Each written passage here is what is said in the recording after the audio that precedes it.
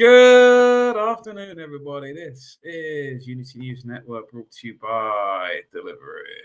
No, it's not. It's unprecedented TV. Welcome. But you know what? I'm just not in a good mood today, guys. I'll be honest with you. And I don't think I'm going to hold anything back today, to be honest. I've had a right crappy day today so far. I was even considering not even doing this show. But I hope everybody's okay. I hope we're all having a better day than me anyway. Carl Meds, enter name here. Welcome people that are coming on via currently live streaming from Unprecedented TV's YouTube and X, as well as Delivering Liberty's YouTube and Sharon the Baroness's X account as well. Hope most are again having a good day. We're going to have a guest on later. As you can see here, Abi Roberts is going to be coming on to discuss her new book. I saw Abi on Unity News Network last night. And we're going to go through a few things. You know what I'm a bit pissed off, guys, is because we continue, as in the country, or not just the country, just the Western society in general. Although it is getting somewhat better, but it's the continuation of us repeating the same thing. We're constantly caught in this repeating trap where we never seem to really move on. We don't move on, do we, really? We don't really have anything. We haven't really advanced as a society since really the 1960s. We don't really have any kind of new... We have new software. We have new kind of, things that make our lives a bit more leisurely and simple and convenient, like Uber Eats and constantly unlimited streaming platforms. And it's just, and more. It's basically just convenience and distraction. But when it comes to anything like to advance human nature, there's nothing. We haven't gone beyond. We have everything we need. So, what makes me laugh? You look at all of those old shows in the 1960s and 50s and whatever, and they generally believed that by the year 2000, we would have flying cars. We'd have the Jetson kind of society. And unfortunately, all we get now is a slightly better improved vehicle or whatever to something that already exists. We don't really have anything new. We're sort of caught in this stagnated society, and that's mostly due to like the whole high taxation, the high regulation, the high government control that we have. And I see in America is that what I think is happening now. I just popped on. I only go on Twitter for this show, guys. I can't stand Twitter now. I just, people think people think, oh, when Elon Musk took over, everything's going to get better. And it's like, well, nothing's actually got better. It's just that now it's the other side's turn to basically steer the ship, if you get what I mean. Nothing has actually improved at all.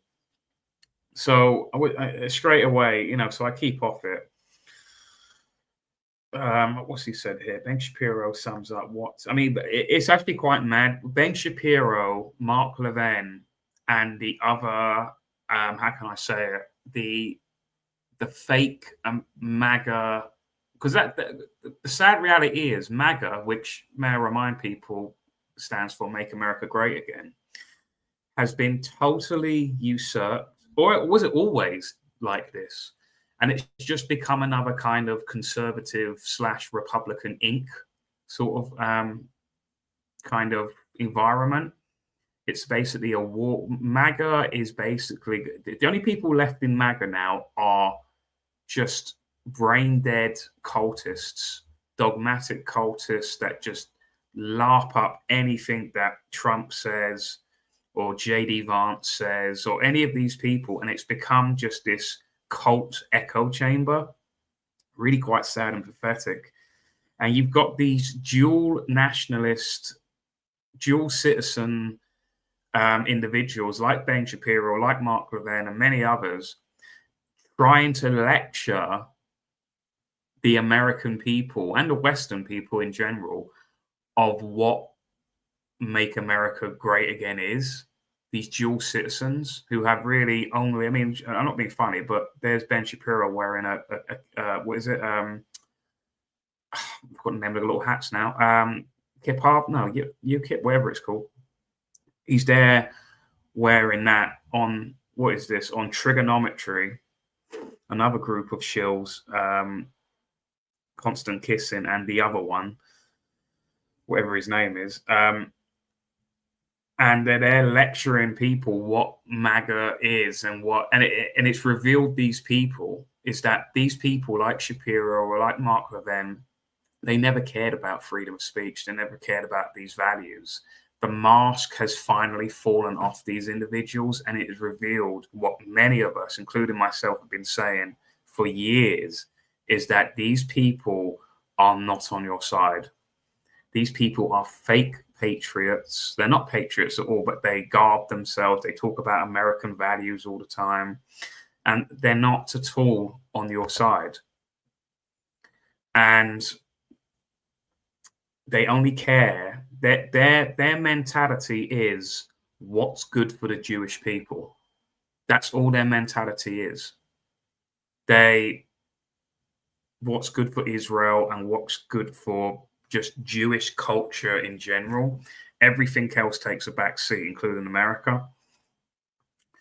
What's this says? Ben Shapiro sums up why his brand of conservatism is dying fast and why the populist left will steamroll any Republican parroting Shapiro's view. If you're a young person, what's he said here? What's he actually said? I'm not even seeing this. If you're a young person and can't afford to live here, then maybe you should not live here, he says to naive New Yorkers.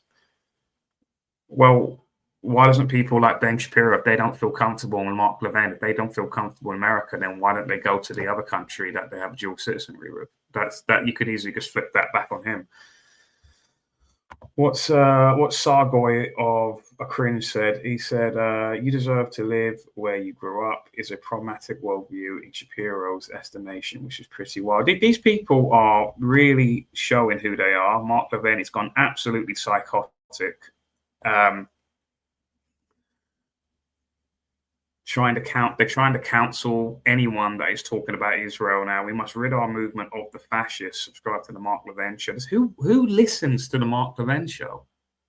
Well, this guy is the most popular. Him and Shapiro, people like Dave Rubin and all that. They have the most popular TV shows. I remember seeing a statistic one even with Joe Rogan. Joe Rogan's highest guest per capita in terms of their ethnicity are again Jewish people. And it sort of does make you think, for a group of people who represent such a small minority, one of the smallest minorities in all of America, they sure do have a very big reach, in terms of getting on shows like, obviously, Joe Rogan's the #1 podcast in the world. At least it was. Is it still to this day? I don't know. I don't listen to Joe Rogan anymore either. And it's very much a mask off moment where they're showing that they had no interest in MAGA. MAGA's just become basically neoconservatism, Republican Inc. Like neoconservatism can be summed up. It's simply a war hawk, pro-war, pro-Israel group of individuals masquerading as American patriots. Pro-war, pro-Israel. That's all they are. That's all neoconservatism is. It was the whole philosophy of neoconservatism was created by Jewish individuals again. People who Jewish Americans basically, who essentially created it. And it's all part of that Republican Inc. sort of show. So that's all MAGA is. Trump's totally become part of that thing. What's this? Ashley Stars. Excuse me. GB News is even worse. If only the NPC knew it is Bill Gates. Yeah. GB News is funded by Legatum, which is funded by the Bill and Melinda Gates Foundation. It's a lot of people don't really quite understand that. So you're seeing this. What did I see as well? I saw a couple of academic agent. I'm glad he's starting to notice. The thing is, though, what's going on is right. You see, this is me. You want to hear a conspiracy? This is going down to conspiracy stuff, right? I have never trusted Tucker Carlson or Nick Fuentes. I always found Nick Fuentes too twerpy, a little bit immature. Apparently, has never been with a woman, which is, not a massive dig, but I do question that's a bit weird. Do you know what I mean? And especially him being either he's lying or there's something really seriously wrong with that. I just don't believe he's voluntarily choosing an act of celibacy. There's something I think is quite wrong with that. The whole thing with Tucker Carlson is, as I've said here, it seems as though obviously people are starting to notice, they're starting to pick up on the very big influence that Israel has upon the West. And in my opinion, that is the number one issue in the West. It isn't Islam, because Islam comes off the back of this Israel stuff. It's Islam is the broom of Israel. It's funny, actually, I put a tweet up. I think I briefly went on Twitter, I think 2 days ago, just to edit a video, and I thought, as I'm here, I'll just go on Twitter or whatever. And I saw straight away that Mark Levin again had said something about Tucker being a Nazi or something like that, and it got quite a lot of likes. And basically, Tucker, what did Tucker say? Let's see if my sound's on. Where is it? Is my sound on? Yeah, it looks like it's on. Let's put this on. What's Tucker said? Tucker Carlson believes the US. I'll tell you in a minute what I think of Tucker Carlson. Tucker Carlson believes the US government is working with demons. It's like some ethereal. They're not just. They're working with demons, and I said, yeah, they're called Israelis. It got quite a lot of likes. He said, yeah, the US government are working with demons. Yeah, they're called Israelis. And I put up the quote from, and keep in mind, you go, oh, this is just extremists. This is just like their version of Abu Hamza or something like that. So like a religious extremist rabbi in this case, right? This is not an uncommon thought in Israel. This is quite at least borderline mainstream at the bare minimum. This is what someone called Rabbi David, is it Tulwi or something? It says the Jewish Messiah will only appear once Europe and Christianity is totally destroyed. So I ask you, is it good news that Islam invades Europe? It is excellent news. Islam is the broom of Israel. Because and I'm going to keep saying this because it is starting to catch on, is that Israel, with the support of the UK and USA military, this is why I have absolutely no respect for the UK military at all. I don't care about Remembrance Day. I just don't care. Again, another hangover from why we're stagnated and why we can't move on. We've got things that happened 80 years ago, and even World War I and World War II, if you were to ask any kind of normie on the street, any average person on the street, what is the main thing? What is the main theme that you get from? Will they remember the tens of millions? How many tens of millions British soldiers died? Will they remember how many hundreds of millions of Russian soldiers were killed, or Germans, or various other nations' armies, soldiers, anything like that? What is the number that they take from it? They will always say 6 million on one particular ethnic group. That is really the only thing that World War II is remembered for. It's just remembered. It's again been. It's been. How can I say it? It's been totally captured. Even the view, the Holocaust, right? Where there has been many Holocausts throughout the centuries, many. But this one specifically, oh, you can see whenever anyone says holiday, it's been totally monopolized to only remember to one thing. No one ever talks about, oh, what holocaust? No one ever goes, what Holocaust? They always think of one thing, and they always remember that particular number. They don't remember anyone else. That's what our education system has been drummed in. You know what's funny as well? I saw that Ghislaine Maxwell, her sister, was in charge of basically, essentially editing all of the US history books. So that's one of her jobs. And if you were looking into the history of the whole Maxwell family, you've got these group of people that have Robert Maxwell. They were basically recruited. This is why I don't trust Tucker as well, because Tucker's dad was instrumental in Operation Mockingbird, where the CIA and Mossad, because they're basically the same. If you understand the history of CIA and Mossad, they were basically created at roughly the same time. They have overlapping of people in it. They're basically the same organization. CIA and Mossad are essentially the same. You have Operation Mockingbird was basically used to infiltrate all of the mainstream media in America. And many people think it's a past thing, where at some point the operation just simply ended and the intelligence services and the US state just simply went, oh, we're going to give back the media now to all of the non-infiltrated journalists that aren't agents of the CIA and Mossad. We're just going to give it back. That never happened. It continued. It continues to this day.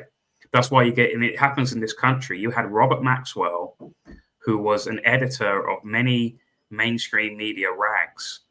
And I'm not saying that literally every journalist in this country is some kind of security asset. They're not, because that would just be mathematically just impossible. But you only need certain people in key positions. Like Robert Maxwell was an editor in some of those rags, and they then decide what is published. See what I mean? So they control the information. It's Ministry of Truth stuff. They decide what is going on. I think people like Mariana Spring, for example, of BBC Verify, I think that she is some kind of security asset. You have to start seeing all of these people, and I think it evolves then into YouTubers, because of course it would. That's the natural progression of it. If YouTube is starting to become the number one media source for many people, then of course the intelligence services are going to make incursions into that particular industry. So there's probably a lot of people. You see Tucker Carlson now. He's obviously got his own YouTube kind of platform.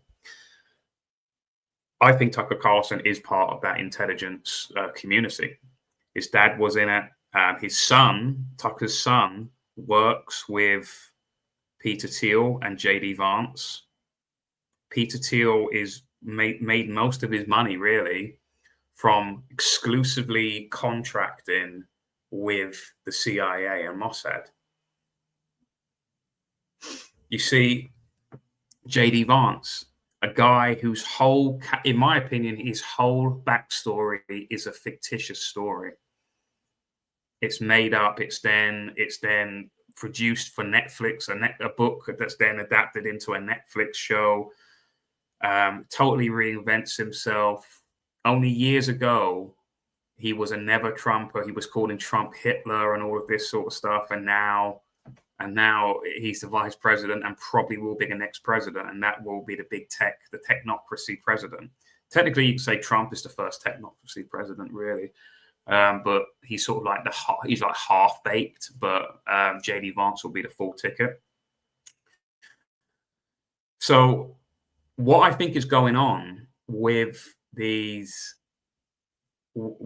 conversation at the moment in America is that Tucker Carlson is trying to basically take over the conversation about people noticing. And he's being made into the bad guy. And you see Mark Levin and Ben Shapiro and various others attacking Tucker Carlson at the moment.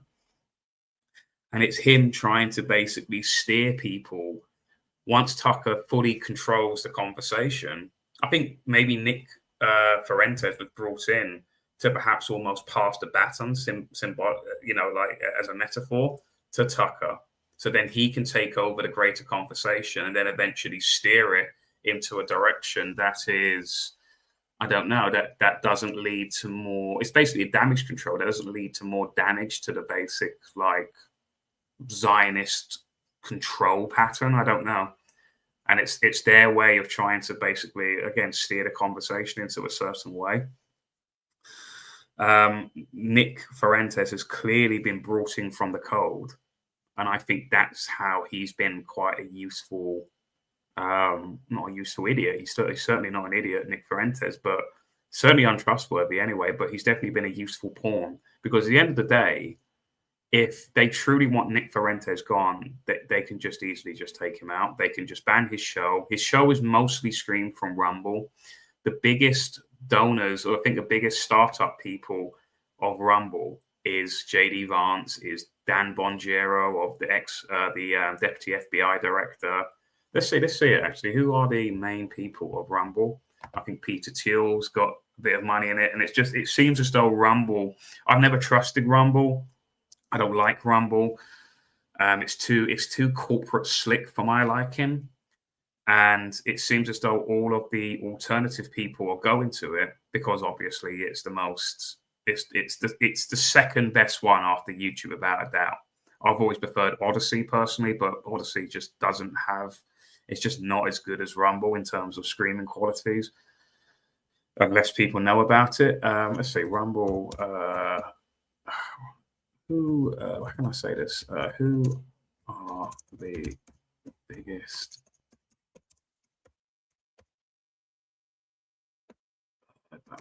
of Rumble? Let's see. I don't know if I'm asking the right question here. Let's see. Oh, excuse me. I see Abby's in. I'm going to have you on, Abby, shortly. Let's see.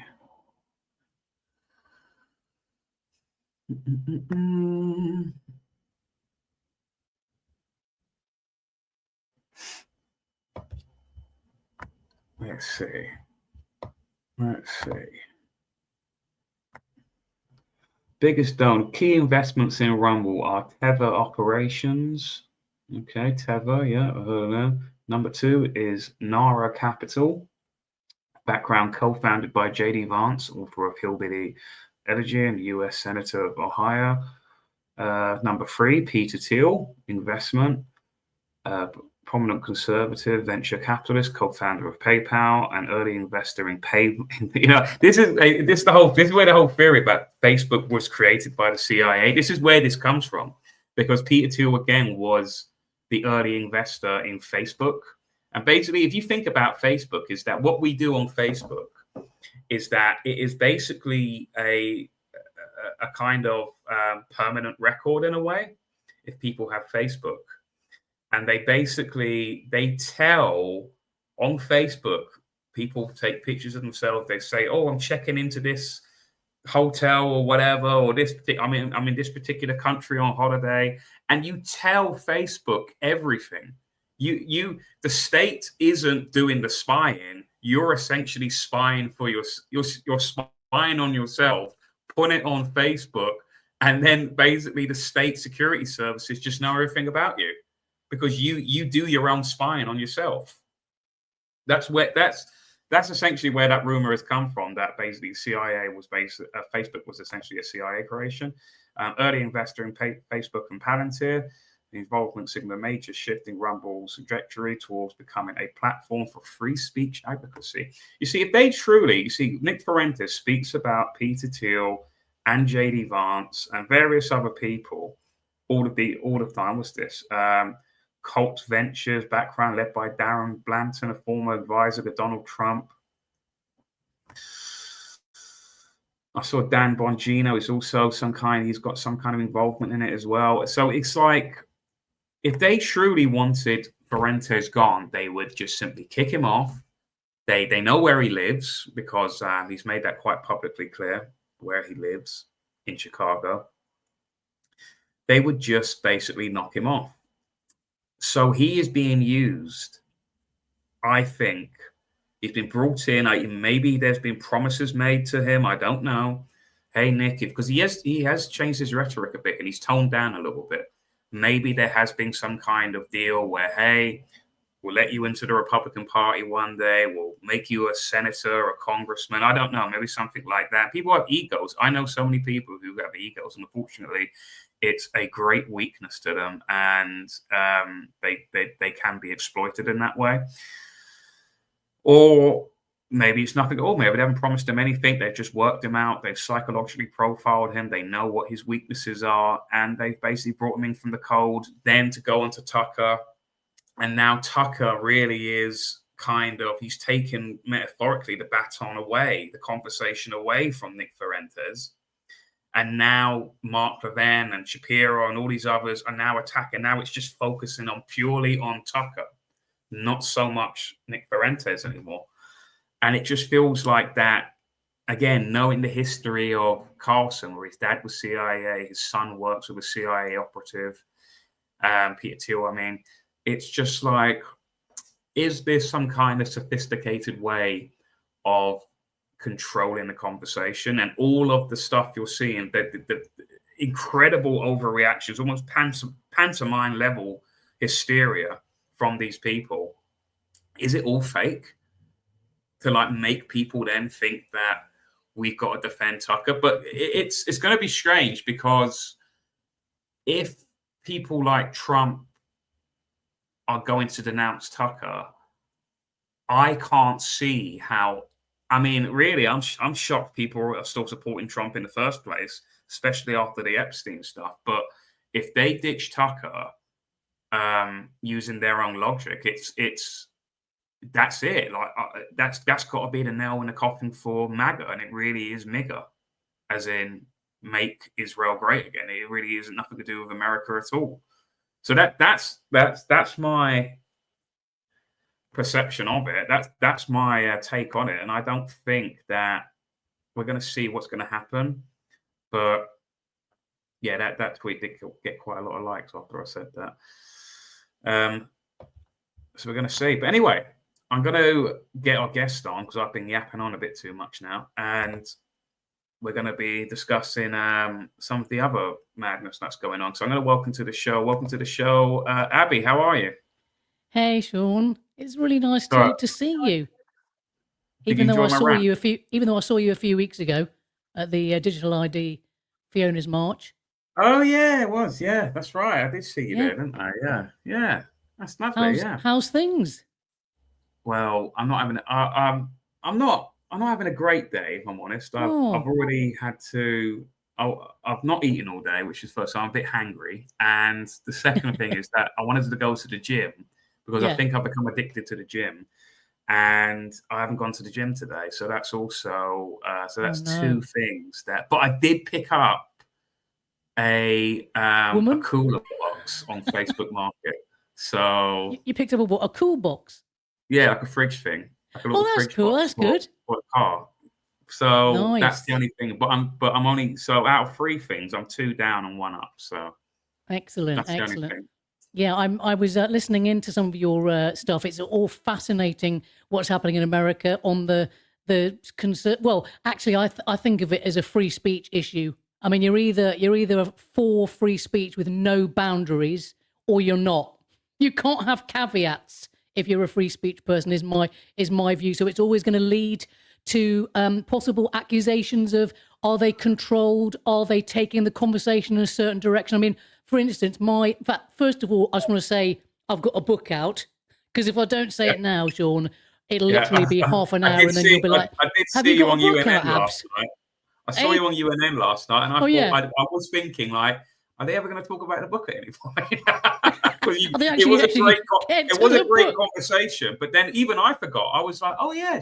I was thinking, she's the book. Yeah, I forgot about the book. Because I haven't spoken to David or you like this for so long that it's kind of weird. You just get into the habit of going, oh yeah, I've got something that I've been working on. So this is my book, Hot Banana. As you can see, there's a banana, there's an American flag, there's a Russian flag as well, and there's a little holiday flag in there. Ooh, it's basically a memoir, but in essay form. So it's taken sections of my life that I just focused on, highlights. So, it's not like that boring thing of, I was born this year, and then I did this, and then I went to school, then that stuff where people go, oh God, please get a gun and shoot me.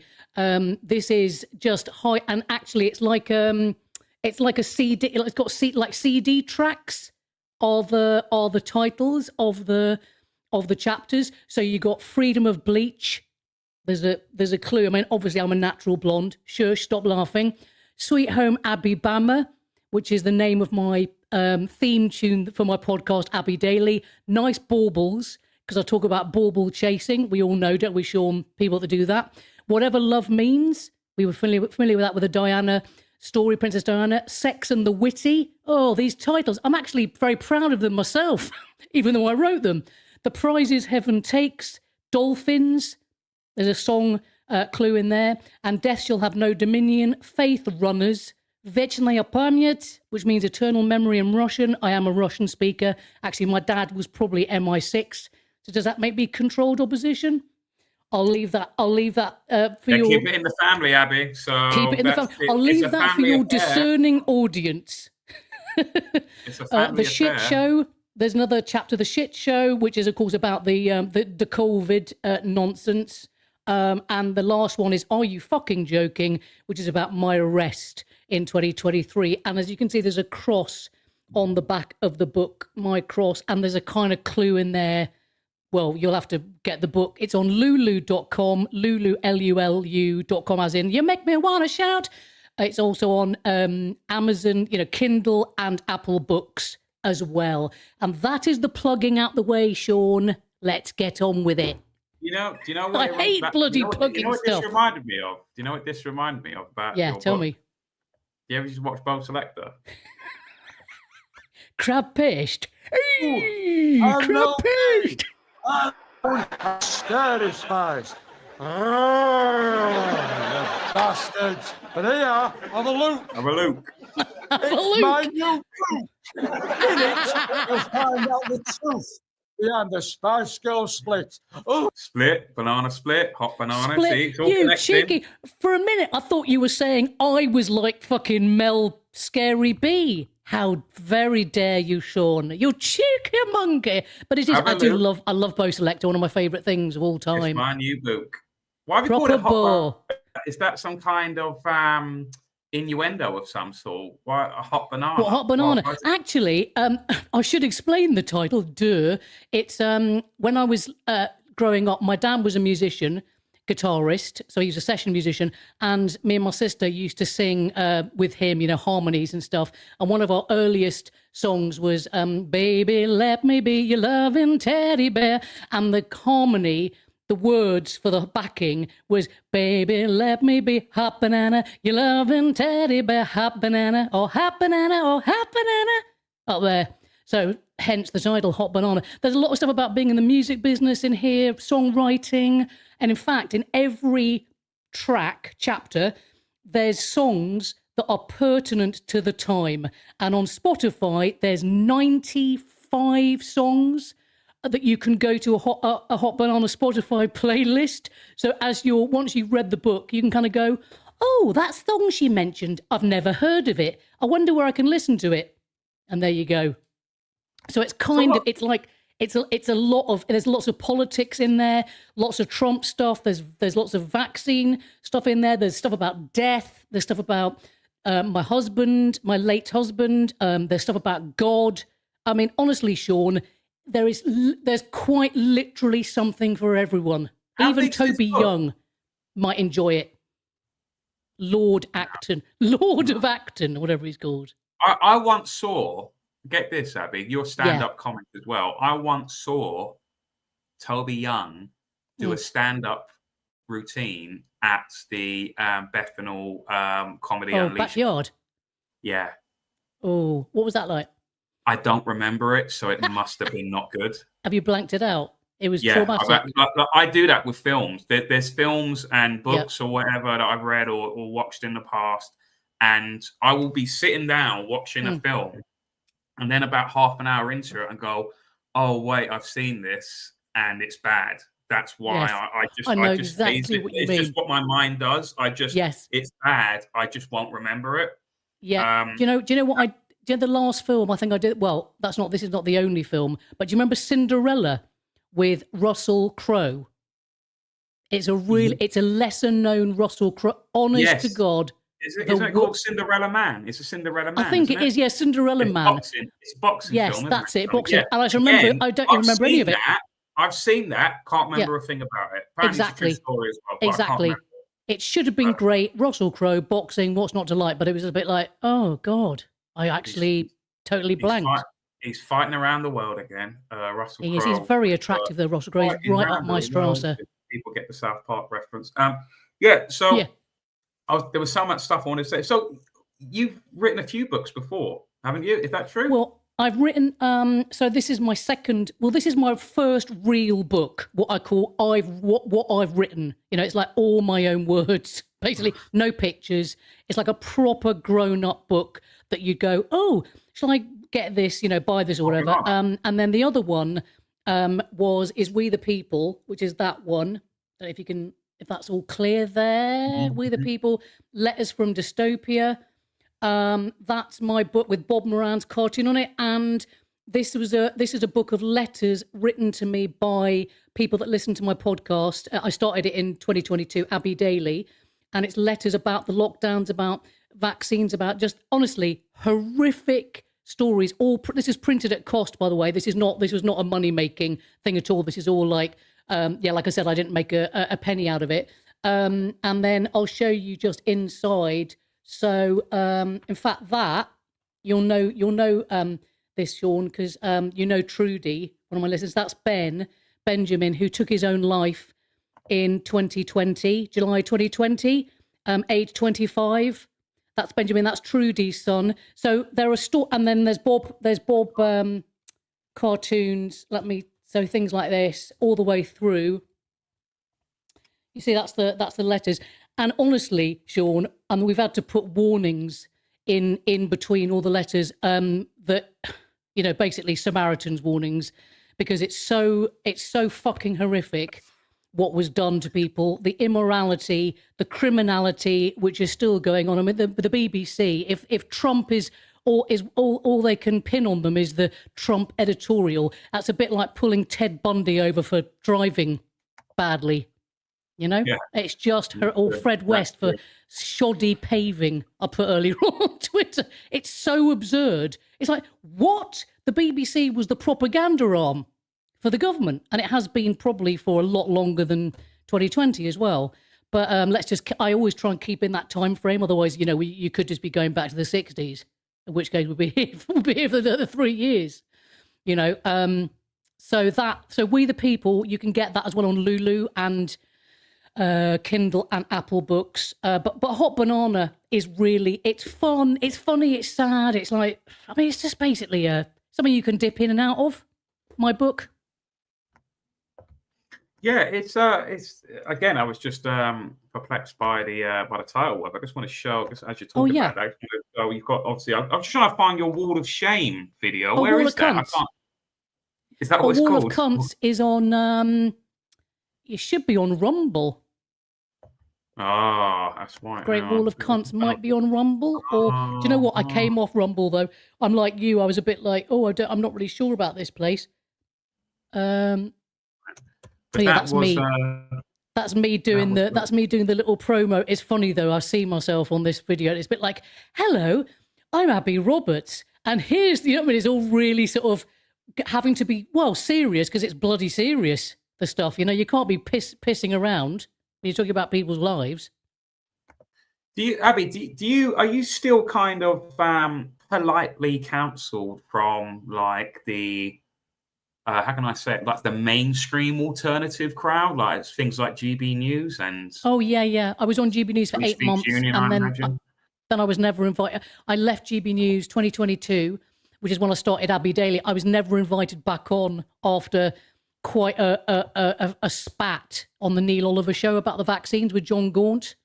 That's in the book as well. I mentioned that. Oh yes, I remember. Oh God, what a horrible individual, John Gaunt. Was absolutely horrific. So no, I'm very out of out of that. Although, I saw people at the digital ID march. I've seen some people who maybe I drifted away from a little bit. I wouldn't say we fell out. Thanks, that's my Substack. Yeah, that's where you can see, listen to Abby Daily and read my articles. But I'm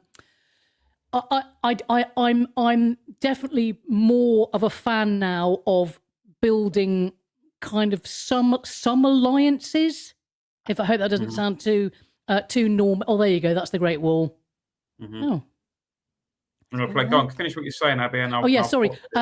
Building some kind of some kind of alliances. Again, we're back to the free speech thing. We're back to the absolute fundamental necessity, the sacredness of free discourse. Hence, allowing Nick Fuentes to say what he says. By the way, Nick Fuentes has been around since he was cancelled in 2016 by the conservative lot. So he's been going along. He was cancelled way early because he was like, oh, I'm going to exercise my free speech. Oh, you mean I can't talk about Israel? I can't talk about things that are concerning me.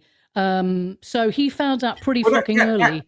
That just shows you again, like just how deep the kind of rock goes in terms of the influence that really like Israel has upon America, because he was recruited. Because obviously he's a very good talker.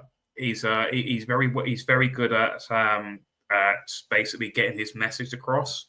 Yeah. And I think that the young Republicans and Turning Point USA, who obviously Charlie Kirk was head of at the time, is that they basically kind of poached him. They headhunted Nick Fuentes and said, hey, be in our organization, talk with TP USA and young Republicans and all of this stuff. And hey, you'll go places, kids. You know what I mean? One day you'll be a congressman or a senator, and who knows, right? Yeah. And then he started to notice, obviously, then that within those organizations, there was things that you couldn't drift into. You couldn't really talk about. Yes. He started to notice that obviously this isn't actually America first. It might have the USA name in it, and it might have the Republican Party, which is obviously a party of America, a political party within America. It's that, but there is this big control from an external force, nation, foreign nation. Yes, exactly. And it's that, and then that's why he was originally cancelled. And that's why I say that the rot is deep. So if you dare to talk about this stuff, you are kicked out. So it isn't none of these parties and the Democrats as well. Is that none of them are really America first? They are very much, how can I say, a diluted, kosher-friendly kind of product that is given to the American people, and then say, hey, this is what America first means. This is what MAGA means. MAGA also means that you are pro-Israel. Yes, they're bent over, the Americans. Yeah, it's just like it's that thing where I can't have two masters. In that kind of guidance of loyalty. No, you can't have two masters. But it's a really fascinating thing that's happening, and I think what's happening to Tucker Carlson is just fucking outrageous. Considering this is a man, by the way, who on Fox News was probably the most vocal about the lockdowns, about vaccines. And this is when he still had his job, And by the way, I am I'm praising him, but I praise a lot of people. Nobody owns me. Nobody owns Abi Roberts. I say what I want to say. If I want to say that person said something which I agree with, and they don't happen to be in the kind of approved truther / conspiracy group, then it's my right to say it. And then if they say something which is bullshit, then I'll go, well, that's clearly nonsense, or I'll argue back. But I think groupthink can also exist within circles that we find ourselves in. So it's very important that you check your thinking, which can be quite exhausting sometimes, because then you're like, oh my God, do I? But you feel free though. It feels so much better when you just go, this is what I believe. I might change my mind in a couple of weeks, but this is the conclusion I've come to from watching people and their body language and listening to various conversations. I think that's healthy. It's a healthy way to be. Yeah, I think it's healthy to have your worldview questioned a lot, but there's something. There's something. I mean, I just happen to be looking on Twitter as well. Here is that you've got Senator Ted Cruz, who is another just terrible man. yeah, just eyed up, like zogged to his eyeballs, right? I mean, I'll just read this, and this is actually true what he's saying, but obviously not to what many people will think. He said here in the net, he's obviously had Mark Levin on. In the last 6 months, I've seen more anti-Semitism on the right than any time in my life.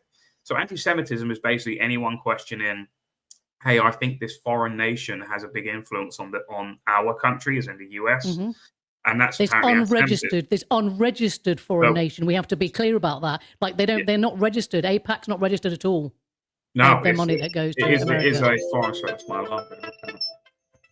So if we refuse to denounce it, this is Cruz talking, it could destroy the Republican Party because just as it has destroyed the Democrat Party. And it's true. What he's saying there is that we have to denounce it, as in, i.e., criticisms of Israel, or else it will destroy the Republican Party, because the Republican Party, even in its DNA now, is tied with Israel. So that's actually true what he's saying. It's not having the same, he's actually saying the quiet bit out loud almost. Yeah.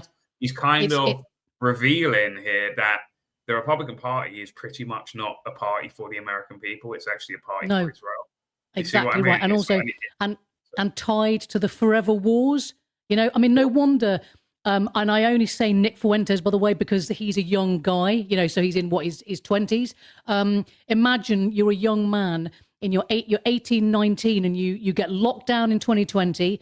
Then you have to wear a muzzle. Then you get your university days are all fucked up, meeting people, having sex, drinking. No, that's all out the window because you've got to stay in your room. Then you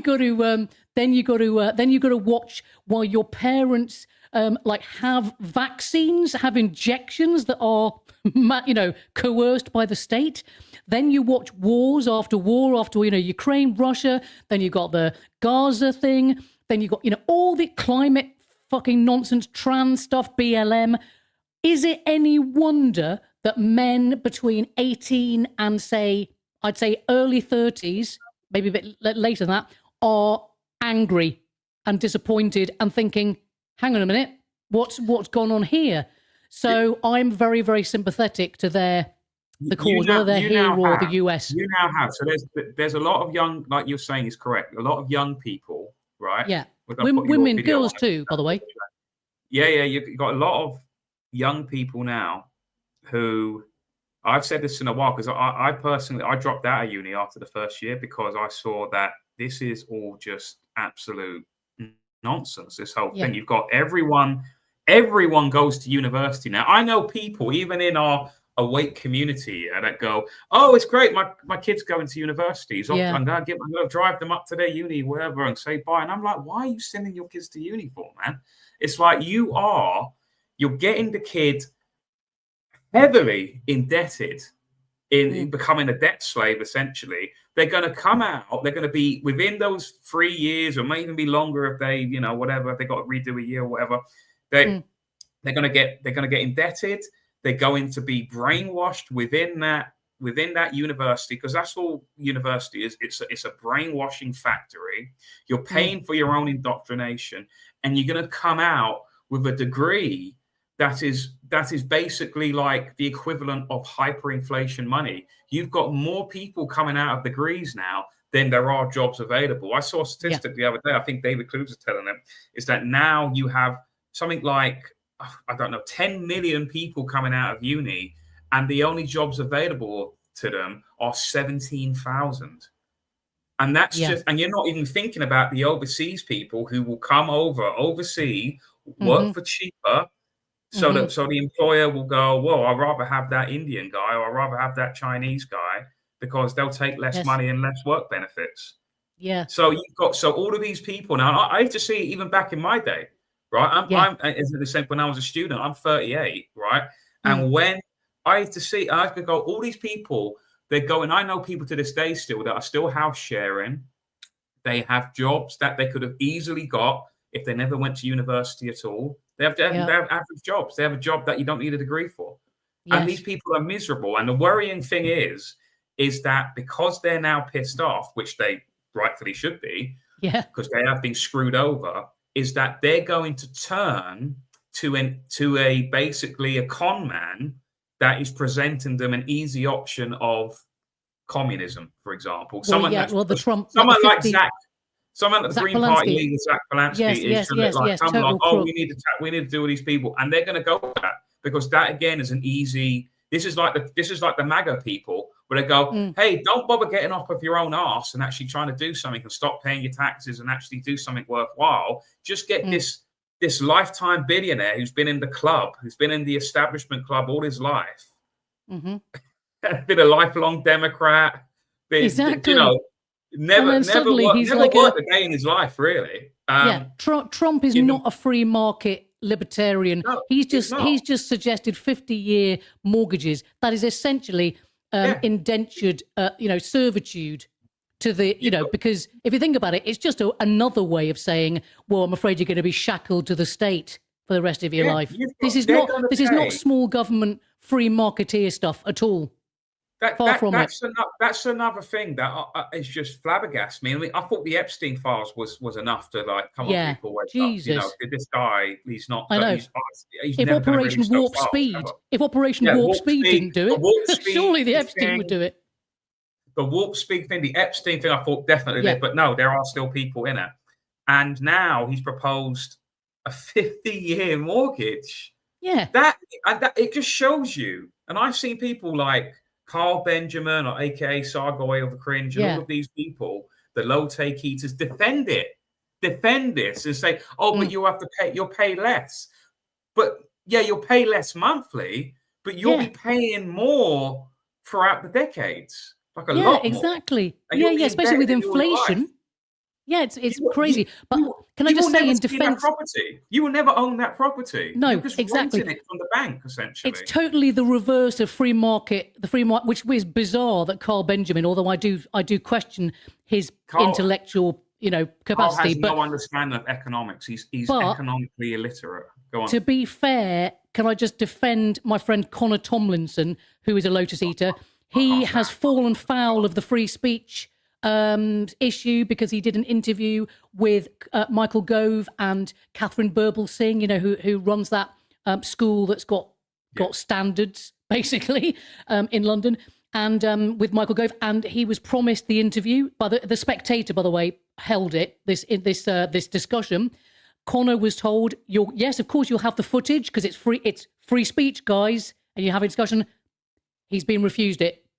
They're not going to give it to him because Michael goes behind it and he's saying, no, I don't want it out there. So he's asked the Free Speech Union, Connor Tomlinson, to help him.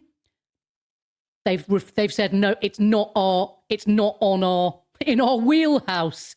To quote one of my favourite phrases that Douglas Murray said about the COVID vaccines, not in my wheelhouse. But so there are people who are realising that things like the Free Speech Union are run by the establishment. They have no interest in real free speech. You should defend anyone. Years ago, what really exposed him, Toby Young, was that there was a woman called what was her name now? Tara Ahmed was her name, Tara Ahmed, and she said something it was quite a inflammatory comment that she said about the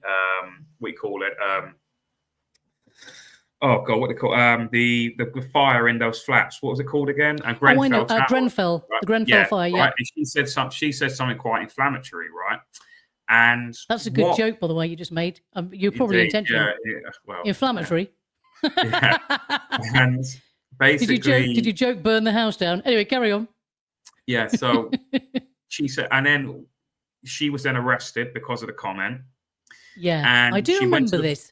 She went to the free speech. Well, someone said Nick Conn that basically atted Toby Young, and he said this is like when the free speech union had started, about 6 months into it. And I just knew. I went, well, that's it then. This is not what he claims to be on the tin. And he said his reply was, and he did reply this, you probably find it on Twitter somewhere, is that he said that, sorry, I don't defend hate speech. This is a guy who created a union called the Free Speech Union. Mm-hmm. And because because Toby Young is a Zionist rent boy, he's written articles in the past saying that he dreams that, to live in Israel one day and wish that he would, and he would defend. And Israel's always been his spiritual home, and all of this sort of cucking to Israel, basically. Because the comment was relating that Tara Ahmed's comment was related to Jews, he said that I don't defend hate speech. So really, what he should say is as apparently a free. When you use the term free speech and you say that you're a free speech advocate, you have to really mean that. You can't have this kind of quagmire. Oh well, there's hate speech and there's free speech. No, there is. If you believe in free speech, there is no such thing as hate speech. Hate speech is a made up term. Yes, it's not real. The marketplace of ideas has to be free. Otherwise, it's not free and it's controlled by somebody. So it's like that's not free speech. So people need to basically go and have a good think about what free speech actually is. Because there's people that haven't got a fucking clue. Speech, or there isn't a middle ground here. There isn't a grey area. There either is or there isn't. Yeah. It's simply that black. I'd much rather hear it all, hear anything at all, and make my own. Because sunlight is the best disinfectant. I know it sounds a bit of a cliche, but I'd rather see everything in the sunlight, out in the open, rather than there be sort of like murky things where because that's not civilized at all, is it? People are doing that. Well, this is why it makes me laugh again. Like Tucker Carlson, again, I put, I think I'm a little bit more down the conspiracy rabbit hole, maybe. But I do fancy him, by the way, as well, Tucker Carlson. I should make that clear. I personally do not trust Tucker at all. He's got the whole background of him, everything, his family, the Fox News thing. I do think that personally he is some kind of security asset. That's just my take on it, my opinion on it. But I think that all of that, because it's just so wild in terms of Mark Levin and Ben Shapiro. They always want him cancelled, and it feels like I'm watching wrestling. It feels like I'm watching like a fake show in front of me, and it's like they really want everyone. They want to be like, it's quite. Do you know Academic Agent? Do you know is a YouTuber called Academic Agent? Yes, I do. Yes, I've seen him come fall foul of people. Yeah. He, like me, is kind of an old school wrestling enthusiast. So I don't watch wrestling now. I don't know anything about it, right? But the old school, the Hulk Hogan days, whatever, The Rock and Stone Cold, all of that. Yeah. So he uses like me. He uses a lot of terminology to basically explain some of what's going on here, and it feels as though that they're putting Tucker as the baby face, as the good guy. And Mark Levin and Shapiro are being placed as the heels, as in the bad guys, right? And it's this way, and it's all about crowd psychology. Wrestling is all about crowd psychology, of getting the crowd to root for the good guy or boo the bad guy. That's what 90% of it is, really. But then you could say that. Sorry to interrupt you, darling, but you could say that then about Bill Gates. We know he's a bad guy, because he's fucking injected Africa, experimented on Africa, and then pushed out I'm wary sometimes of those comparisons, because then it means that we have to apply that logic to everything, to everyone. In which case we'd have to then say that the Gates stuff, the Schwab stuff, the WEF stuff, that's also pantomime. But we know it's real because Schwab's written a book saying he's going to do it. Yeah, I mean, I'm not in the camp that everything is fake, but I do think there is a bit of razzle dazzle. There's always because of the media, because it's on your screens as well. Yeah, there's going to be a bit of razzle dazzle and drama, because that's human. That's human nature as well. That's life, isn't it? That's why I don't buy into the whole left versus right stuff. The only time I use left, I actually do use it a lot, but only to say that I hate to say left and right. Yes, I know what you mean. It's really difficult. Right, it does feel like crowd psychology, and obviously being left or right is in your perspective. Obviously, people on the left think that they're the good guys, and people on the right think that they're the good guys, and they both think about the opposite of each other. Right? Yeah. So it's this sort of crowd psychology where it's like, I mean, you look at like the education secretary in America is Linda McMahon. Linda McMahon is the husband is the wife of Vince McMahon, who owns the or did own the WWE, the biggest wrestling thing ever. So he got all of it. Donald Trump used to be in wrestling. He was a character in wrestling at one, but Donald Trump was an actor at one point. Home Alone, Fresh Prince of Bel-Air, loads of it. He was a certified within the Actors Guild. Bought out by the Rothschilds as well when all of his businesses failed in the 1980s. So it's like, so a controlled actor, one could say. I don't know. But again, I don't think everything is fake, but I do think that there is a bit of sugar, like a bit of dramatics that is piled and everything that is true. So things are true, but it's over-egged. Do you know what I mean?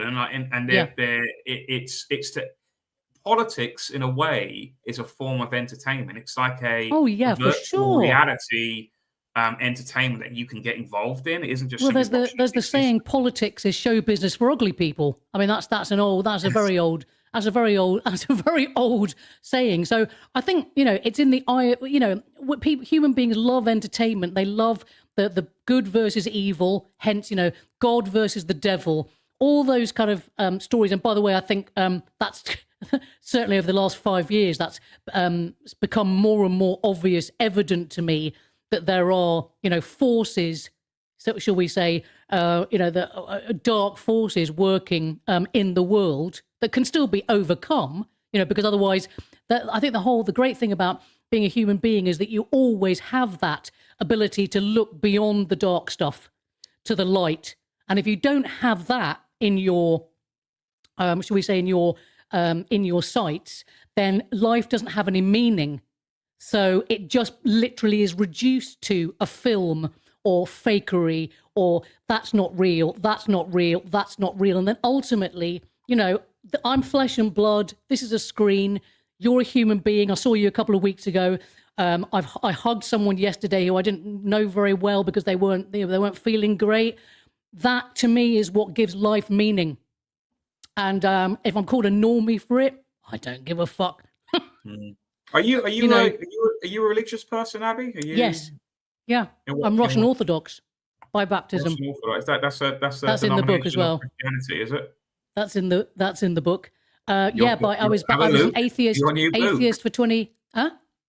Have a look. Your new book. Have a look at me new book, Hot Banana. You can see the Russian flag. I mean, people said, Sean, my arrest was fake. In 2023, I was arrested outside the COVID inquiry for saying fuck. Actually, that was on my arrest sheet. 17 fucking hours in a police cell because I swore when I was told not to by police officers. True story. And people on Twitter, including people that I know, who I think should know better, said, it was staged, it was fake, it was staged. Who's got the fucking time? Excuse me, is that the Met Police? Yeah, can we get some actors in?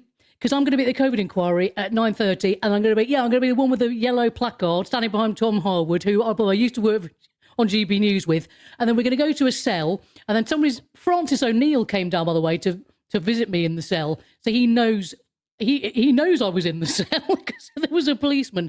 Unless all the policemen were in costume. I don't really know Francis, but I weirdly know his brother, Tommy. Oh yeah, his brother's not very nice. Well, they're both, nice. Because his brother used to be in Jam for Freedom with Campbell. Oh yeah, and all Jam for Freedom. So he was like one of their guitarists, like Tommy. So I don't really know Francis, but it's weird how like how a small world it is. Sort of thing. Yeah. He came down. Then Charlotte came down. Charlotte came literally that day to see me at home because I was released at 3 a.m, and then I had a bit of kip, and then Charlotte came over that evening. So the same day, Charlotte and Francis, and we had some champagne. They got some champagne. Charlotte bought it, a gift from an Abby Daily listener. And honestly, if you see photos of me, Sean, I can see in my face and in my whole body that I'm traumatized. I know 17 hours. I'm not Solzhenitsyn. I'm not Fiona Rose. Who's been arrested loads of times. And you made it your YouTube channel profile. That's me being arrested. And the top one. See the main. The long picture. That's me in Vegas. That's me in a feather boa walking down a road in Vegas. Because, that's the kind of fucking weird life I've had, mate. It's very strange. Was it Priscilla, Queen of the Desert sort of look going exactly. Yes. I'm trying to find. Where is that video of you being arrested? Is it on your YouTube? Oh, I don't know. Charlotte might. I think Charlotte played it the other day on her show. Yeah, Charlotte's Web. Yeah, I saw. I didn't actually watch it, but yeah, I did see it. Charlotte's Web. Yeah, you can see. I mean, I've had a sort of. Oh, that was on TNT. There's Great Wall of Cunts. See the yellow posters just there. You flick past it. There. I thought this was actually quite good. I remember when this came out. I thought it was quite good. So, on behalf of Abi Roberts, who's done that? I would say excuse the language, guys, but Abby's just been swearing like a sailor all day today, so it doesn't really matter. Like a sailor? You sound like a fucking Victorian lady. The only thing, like a sailor, you know. The only thing that Lempit OPEC told me, he said, the only thing, Sean, that you can say whatever you want, talk about whatever issue you want, but can you just not swear? And I said, yeah, I won't swear. However, I can't. The guests. I didn't say anything about the guests. Oh, come on. So let's listen to this. I'm not that bad. Oh. Have you been the worst? Swear again. Swear again. Well, fuck you. Okay.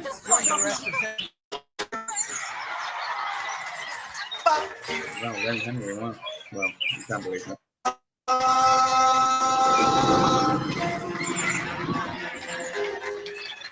And these are all the.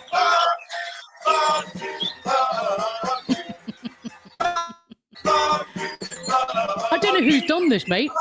Hey, there's Wayno. Wayno just popped up. I don't know who's done this, mate, Sean, for me. Oh. This is not my my doing, if you know what I mean, my creation. So somebody very nice. But, it was 24 posters, by the way, of all the people that said you have to get vaccinated or you're going to be segregated from society. You're going to be punished. You're going to be this. You're going to be that. You're going to be... Look, fucking Sarah Kayat. What did she say after... Oh, yeah, 100% safe and effective. All lies, and just lies upon lies. About this. I've forgotten about this myself. I forgot Piers Morgan said this stuff. Oh. Again, people think that there are some people that say, "Oh, Piers Morgan, oh God, he said something great the other day." So this guy wanted you locked up, mate, and denied. He's terrible. Stuff. And McElvoy, the unvaccinated have become a lethal liability. We can ill afford. She's bloody Evening Standard editor, I think. He was terrible. I met Alistair Stewart. I met him at GB News. He didn't. And you know what's interesting, actually? I think he got ill. I think either with some rare disease not that long ago, motor neuron or something. I can't remember. I mean, very sad. I have no, I don't take any joy in the people that get ill.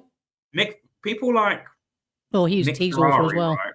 Nick Ferrari and Julia Hartley-Brewer and all these people. Hartley Spewer. Yeah, these are people that are considered to be like counter-establishment.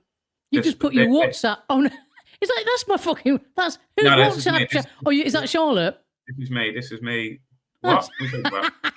I don't want to see your fucking your OnlyFans, your YouPorn. No, this is your YouPorn account, please, mate. I got this up on purpose to sort of reiterate my point, right? About what so you've got people who think that Julia Hartley-Brewer, Nick Ferrari are sort of on our side. They're seen as counter-establishment shock jocks, right? Yeah, they really are controlled opposition. They really are the definition of controlled opposition. And I put this up. You know what it reminded me of? And I thought these people, these kind of boomer people, right?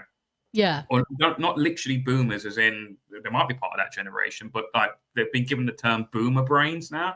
So you can be like a millennial or a Gen Y or anything like that, Gen Z, and you can be considered like a boomer brain. I think that's what mostly like. I know you mentioned Connor Tompkinson before, but people like him and the low take eaters, as I call them, the lotus eaters, is that they basically turn their viewers. Even though they're mostly young people, they turn their viewers into boomers. They're like they create boomers. Their content create, and their takes, their very low takes on stuff, on topics, creates boomers. They create boomer brains.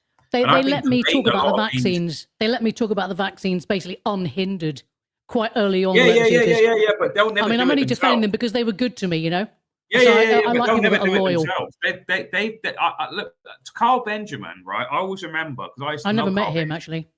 I used to know like he purposely, none of those Lotus Eater people, they never ever came out during the lockdowns. And keeping in mind, these people just before COVID began, they literally were marketing themselves and going around telling everyone that they were free speech advocates, and they created a term called liberalists, which was basically they were people who will defend civil liberties no matter what.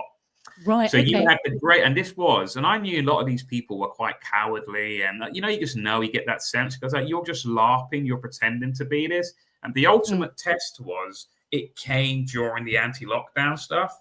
So they were people who claimed to be, because I just say like it's easy to be a rebel when there's nothing to rebel against. Very easy to have that way about you. Oh yeah, I'm a rebel, man. Yeah. There's nothing to rebel against at that particular point. Yeah. So when it happened, this was like the greatest test. This was something that really did reveal people. Okay, so we've got the greatest robbery possibly ever in human history, the greatest robbery of civil liberties ever.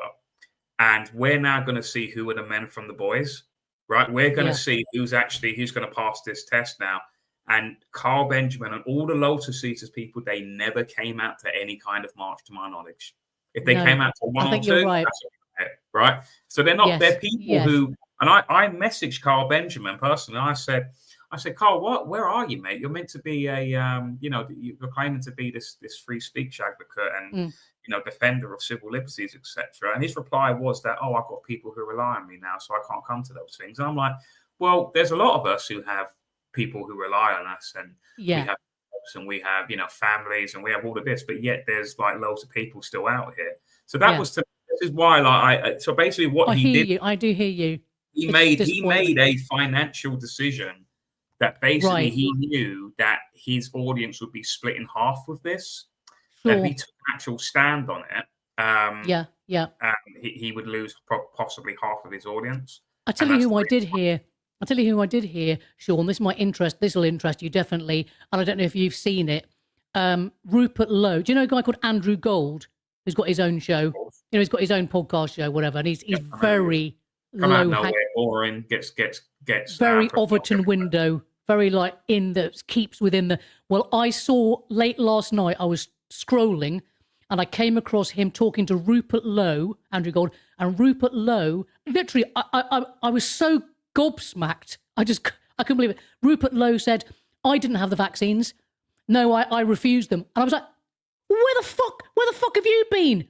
It's 2025, and now Andrew Gold's like, I have them." Funny enough, Carl Benjamin said the same thing too. Carl Benjamin came out in 2023 or 4, and he proclaimed that he never had any of the jabs. He wouldn't, because then at that particular point in 2023, it was an acceptable talking point. It was within the acceptable. But it's 2025. The Overton window. So Rupert Lowe, that just shows who these people are.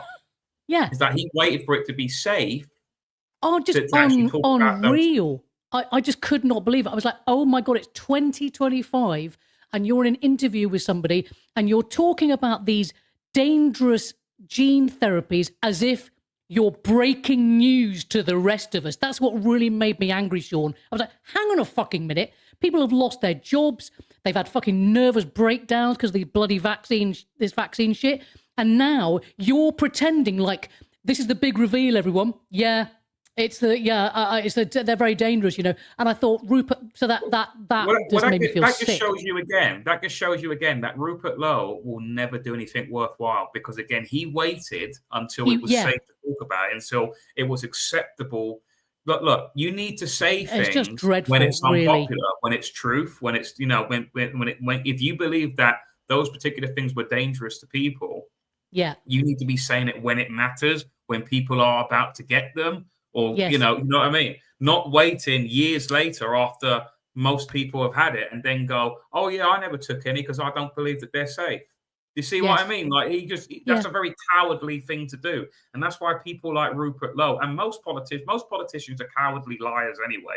We all know it. I saw that there was there's a Labour MP at the moment for Feltham in London, in West London, called Greg. Let me just share the screen here.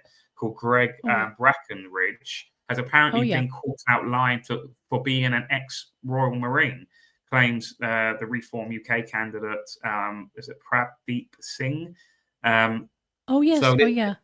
So this is a guy who never was actually a Royal Marine, or at least he never finished the full training of being a Royal Marine, so he never actually became one.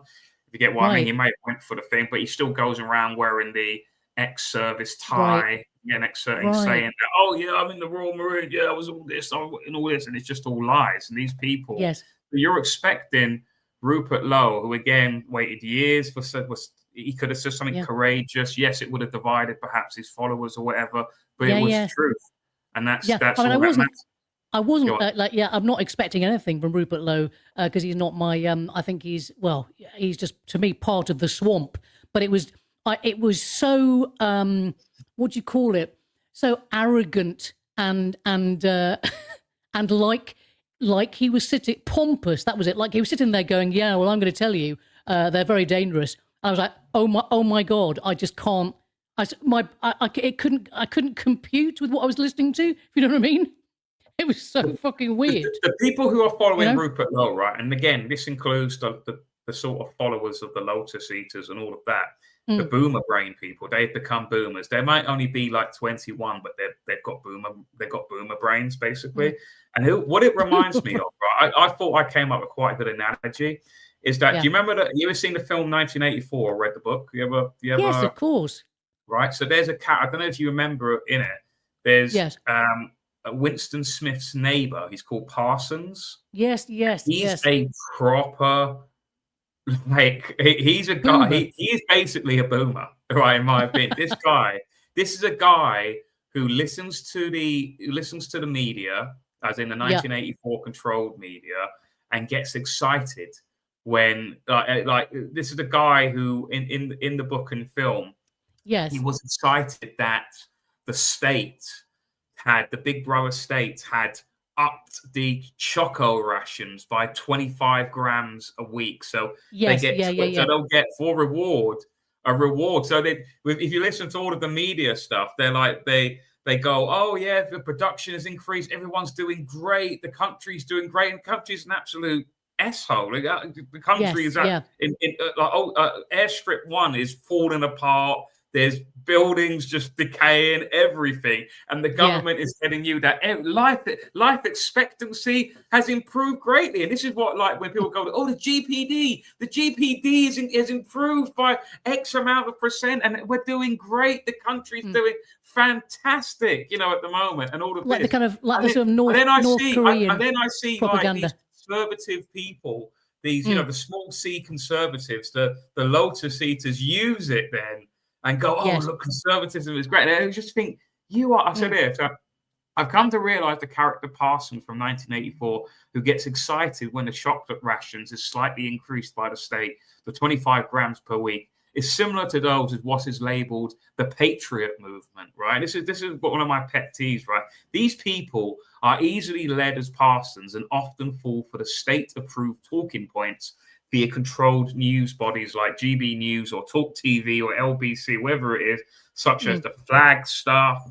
The flag stuff, I understand it. Yes, okay, it might be nice seeing the flag being flown or whatever. However, does it affect our lives? No. It's not doing anything, though. Instead of people are wasting their time, in my opinion. I was thinking about as well, Abby. I don't hear anything about the Blade Runners anymore. Remember the Blade Runners taking down the ULEZ cameras? Yeah, taking down. Yes, that's true.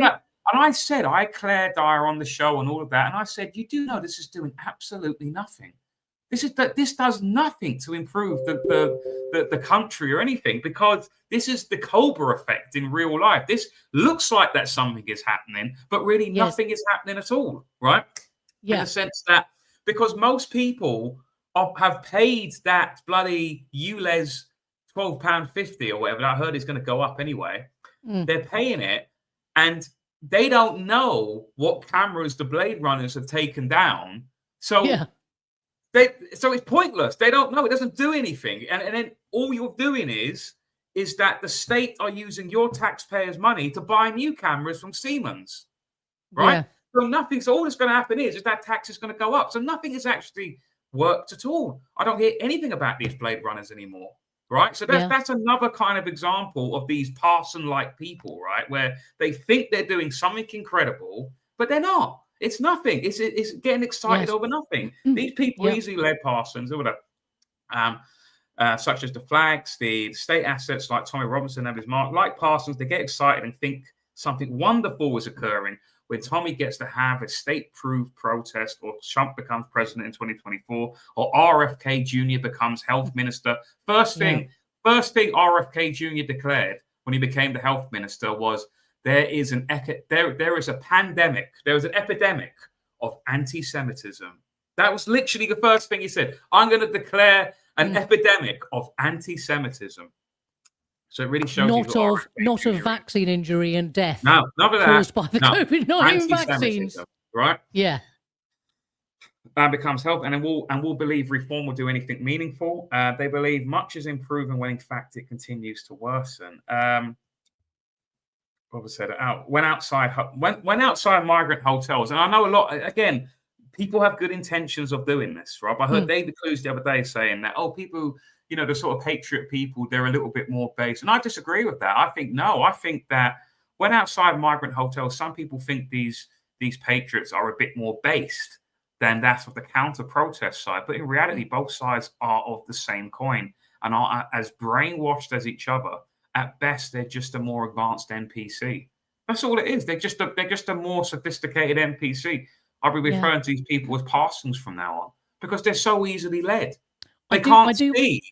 I do have a degree of sympathy, empathy, maybe, probably sympathy is probably a better word, with the likes of Adam Brooks. Well, people that have, put it this way, people, if they've got small businesses that were ruined, like a pub or whatever, in the lockdowns, and then they've got kids whose schools were shut, and they had to put the kids back into school, and all that, all the fucking nonsense, which, I didn't have, because, sadly, Terry died, I'm a widow, but, so I didn't have all that stuff. But I'm trying to put myself in other people's moccasins more, which is thinking, what are they seeing every day? Are they seeing, like, I don't know, all sort of people that, like, rabbles of basically young men who come over in dinghies? Are they seeing them every day on the high street? Or, you know what I mean? All these little things which if you don't see it, it's very easy to kind of create this narrative that it's not happening or it's not quite as serious as people make out. So I'm maybe it's because I'm getting older. I'm getting kind of softer in my old age about just thinking what people's experiences are on the street, what they're actually seeing, what frustrates me is right. What frustrates me is that with the, and I get it. I do understand why they are doing it, right? As in people outside both the flag kind of people putting up the flags, people trying to grasp some old school right? thing. Yeah, it's true. What they're saying is that you're getting undocumented people where they're causing they're potentially dangerous. We don't know who they are. They're causing all this sort of mischief, right? But what I don't like is that they don't understand then why these people are here in the first place. They don't understand that these people are usually, not always though, but usually they're from Arab lands that are currently being bombed by Israel, the UK military, and the US military. And then through these charities, which are usually controlled by security services and proxy, they call themselves NGOs, non-government organizations, but really they have some sort of link to a government state of some sort. And then they basically, these charities, these humanitarian charities, then export out the Arabs of those lands. And then we in Europe then import them, right? So really it's the British military, it's the US military and Israel that are causing this. They are causing this problem, which then these people end up in, because obviously if there's less Arab people in these Arab lands, it's more easy to invade them, right? That's why I couldn't agree with you more. I get it. However, I totally get it. This is what then pisses me off, right? Is that if you then go to these the anti-migrant hotel people, and you go to them and the flag waving people, and you go like, "Hey, what do you think of Israel? What do you think of Tommy Robinson?" They'll go, "Yeah, love them. Love them, man. They're like on our Yes. side. They're fighting for Leo. What do you think of Leo Kirst? Fucking hell. Leo What Kirst? an absolute cunt. And I say that word with all its strength and its power. Some of the stuff he support. Well, some of the. I mean, for a start, he was very, very rude about women. He was properly in the trans, the pro trans camp, by the way, for a long time. Was it? Very rude about me, some of my friends, people that he hadn't even met before.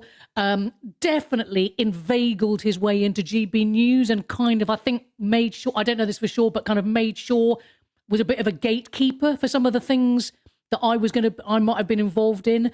And he was fucking kissing Zelensky's arse. Literally, I mean, maybe feel physically sick. Remember there was that thing, there's a clip of him talking about, being very anti-Russia, pro-Ukraine, properly, though, boot-licking for Zelensky. Not even like a balanced view about, well, Russia's done this and whatever, totally just. And then he made a video, by the way, in 2021, saying that Nicola Sturgeon had not released the vaccines quick enough.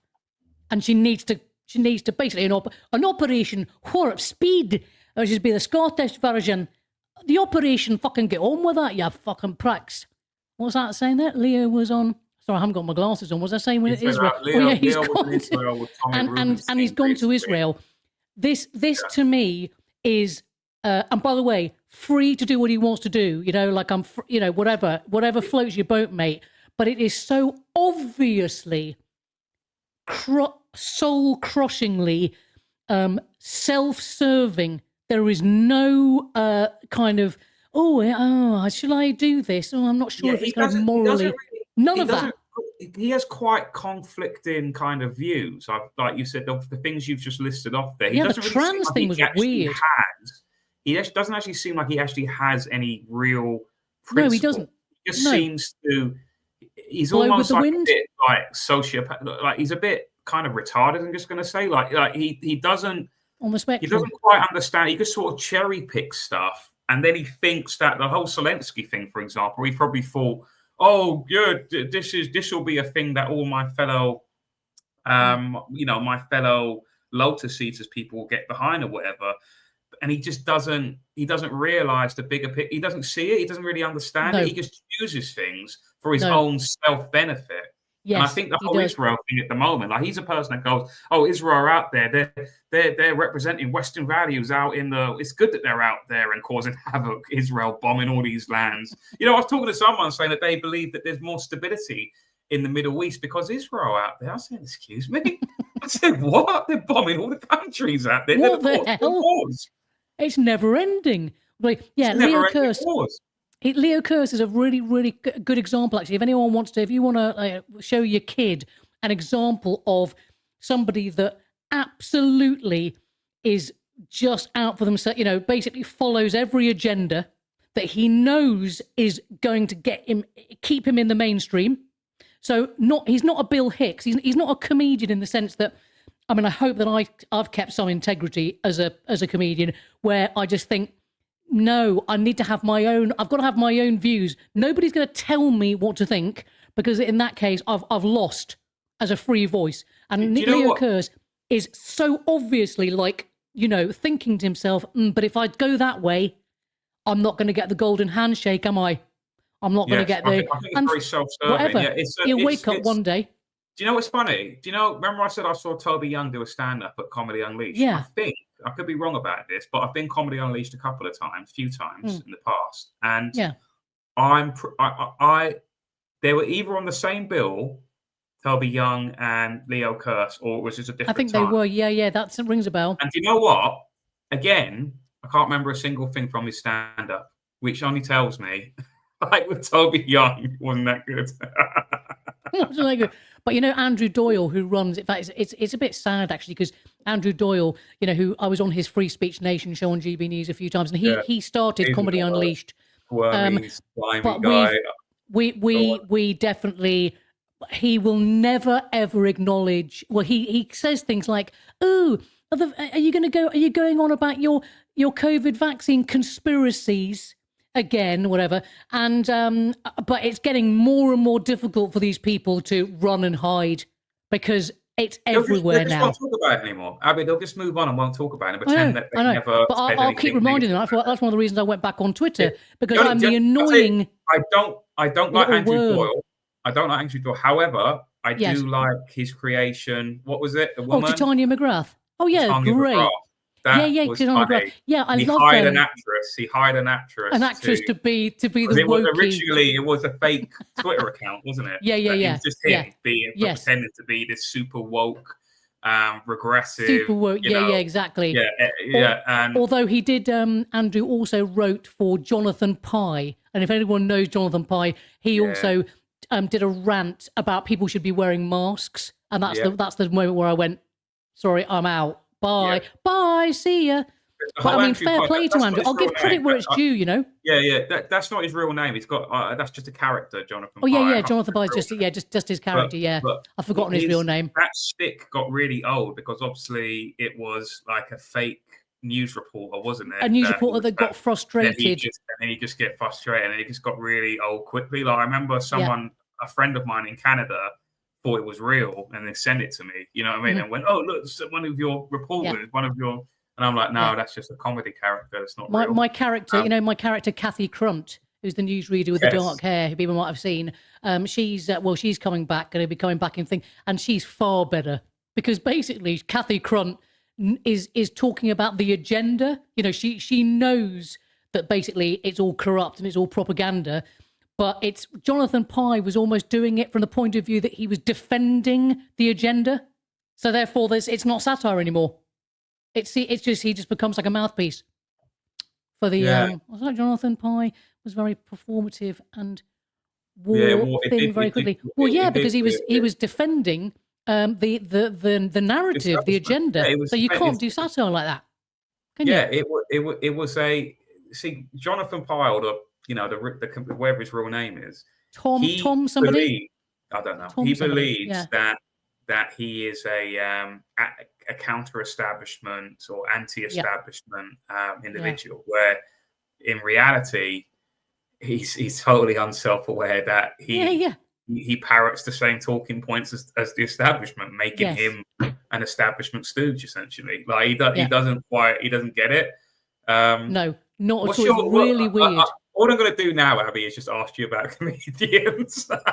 I'll tell you about comedians. The thing is, though, I've got into trouble. I'm aware it's not great, slagging other comedians off, because I'm sure people slag me off enough. I mean, mind you, I've grown a thick enough skin.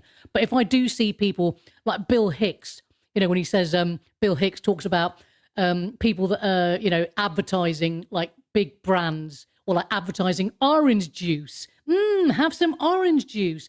If you're a comedian who basically works for the man, you cannot be talking about global genocide, propaganda for the news. You can't be doing that because you're talking out of two sides of the same mouth, and it's just it's like you can't do it. You cancel yourself out doing that, don't you? Yeah, Jonathan Pye almost got it, but went back to his target lefty audience. I don't think he ever got it at all. Not the agenda, not the big picture. He didn't. According to the Bad Wolf Project on Twitter, it says Pye's real name is Tom Walker. That's it. Yeah. I mean, talented. Don't get me wrong. Very talented actor. Who's the people that you who are your who are your stand-up heroes? Who are people that you used to? Well, at the moment, it's really changed over. Like Jim Brewer, I absolutely love. He's been brilliant through this whole time. Jim Brewer. Who else do I like? Oh, there's a guy, Ben Bankus. Oh yeah, have a look for him. Oh my God, he's so good. And because he's really genuinely funny, but God, he pushes that envelope. Blimey, in fact, he goes right over the edge with it, but he's very, very good. Brilliant. The guy I like in America, oh God, what's his name? Carl Dunnigan. Do you know him? Oh, yes, that rings a bell. Yes, Carl Dunnigan, yes. He was a guy who was cancelled from, he used to write, I think he used to write for Saturday Night Live, in the early 2000s, and I know that sounds like a bad thing, actually, but he actually is generally. He's got a YouTube like proper funny stuff. Generally, he does the face swap thing, so he's a good impersonator too. So he just has the whatever the camera basically have a projected of whatever Bill Gates. He does Bill Gates. He does Bill Gates and Joe Biden. He does loads of people. He's really. I think Saroj, my friend's watching in the comments. He did the Rocky. The Rocky show and all the that. Adrian, not the Adrian one. Give me a yo, that guy. Adrian. Yeah, there aren't many British comedians though. Apparently there's another comedian coming on UNN. What's her name? I had her on before. In America, there's another very pushing the envelope female comic out in America. I'm gonna have to find her name now. I can't remember that. That's really annoying. I'd like to get to know some more. Leonardo Joni. Do you know Leonardo Joni? Oh, that definitely rings a bell. You can't forget that. Leonardo Joni. Is she Italian? Leonardo. She's. I think she's like not Italian, but she's on the screen here now. Do you know her? This woman, like this by chance? Leonardo really Joni. Yeah, that I definitely recognize the face. Yeah. The envelope. And do you know Owen Benjamin? Do you know him? I do know Owen Benjamin. Yes. I like I tell you who I like. I like Jim Breuer, Breuer, because he really gives zero fucks. I mean, about everything. He's come out He's come out talking about Nick Fuentes and free speech, and Jim Breuer's going, I don't care if he's racist or he hates white people or he hates me. I want to hear what he's got to say. You know what I mean? He's like properly going for the free speech thing, which is, I think, admirable. And he's there was funny a guy. as well. Now I don't like. There was a guy originally. He started turning up in America, turning up at like the council, like where you have all the elected councillors, and then the members of the public, and then he would I know what you mean. He would come really over the top, dressed as like a trans person or something. Yeah. I do remember that. But then there was another guy who then he then usurped it and took it over. And it's just not as funny, and he's just really loud and obnoxious, and I can't again. Yeah, that's annoying when that happens, though, isn't it? People just need to stick with it. But I mean, as far as British comedians are concerned, Christ, I mean, the tumbleweed. Oh, yeah. Sorry, someone just said in the comment, the guy. So it's not Alex Steen. That's the guy who took over from the person that was doing the funny. I know what you mean, going to council meetings. Yeah, Alex Stein usurped the. I mean, you could really go down. You could really go down a. I wish I had the music now that David has, the Hebrew music, but basically he took over from the other guy. Someone says it in the comments. Let's see. Yeah, she's Albanian, Leonardo. That's right. Yeah. Albanian. Okay. Well, you see, Eastern Europe, they're much more. They're much more. They don't give a shit because they've been through such terrible times. Most of Eastern Europe, that they're like, fuck it. We don't. We're free to say what we want. So that's why they like that, I think. And long may it last. But as far as British comedians concerned, I mean, from the past, God. Lee Mack, I find hysterical, but I've got to be honest with you, Sean. Yeah. No one now, not really. No. Yeah. Alistair Williams is really good, but apart from that, he's quite funny. The only thing the thing about Alistair Williams, right? Yeah. When I've met him in the past, is that he really fell for that QAnon stuff, like hard. He did. I was quite surprised, but Q-tard guy, the military is about to take over in America, and everything's going to, looking into the 4D, 5D chess stuff. It's going to be all right, Sean, you'd be surprised how many people that I know that we both mutually know who also possibly even still maybe think that. So it's like you know what I mean? Like I agree about Alistair, but it's like you'd be quite surprised. It's not unusual, I don't think. I think he's changed his mind, though, hasn't he, Alistair, on that? Yeah, he doesn't really talk about it anymore. I think he kind of realised that he was kind of bad, but I mean, he doesn't really He doesn't really talk about it anymore. Yes, he's gone. This is the guy I was talking about, but I don't know his name yet. I'm trying to find his Is that a YouTube cat channel, but on the front there? I don't know what that is. A weird YouTuber content creator. But, God, my eyesight's terrible. Is that a cat? No, it's a cartoon anime character. Weird. I don't know, man. That's People some have weird Japanese shit, isn't it? Some weird stuff with Japanese stuff. Yeah, I don't know. What's his name? That stuff's really weird. Cassidy Campbell. That's his name. Cassidy Campbell. Yes, I remember watching this. It turns up. That was brilliant. I thought, when I started seeing this a couple of years ago, I was like, people need to start doing this here. Like, maybe that should be a new project to you and a couple of other comedian locals or whatever. You need to get together and just start turning up at council meetings like this, and then just really highlighting the madness of the digital ID or whatever the climate change or something. You know what I mean? Yeah, whatever, and just dress up as the proper over the top like environmentalist. You know what I mean? Something like that. I don't know. Do you know who my favorite comedian? So I know, Abby. I know you've been. I'm going to let you go soon, right? But I'm just really thank you, my love. Chat. You know who you know what my favorite comedy show is of all time is, and he's holding up Hitler there. There was only ever 6 episodes of it, right? Yeah, and it's got a massive cult following. Do you know? I don't suppose you know him personally. So the show was Garth Marenghi's Dark Place. Do you ever used to watch that? I do. Yes, I do remember it. Comedy. Like I can watch that. It's only 6 episodes, and it's free on YouTube. I can watch that over and I've watched it hundreds of times because I just find it just absolutely. It's the greatest.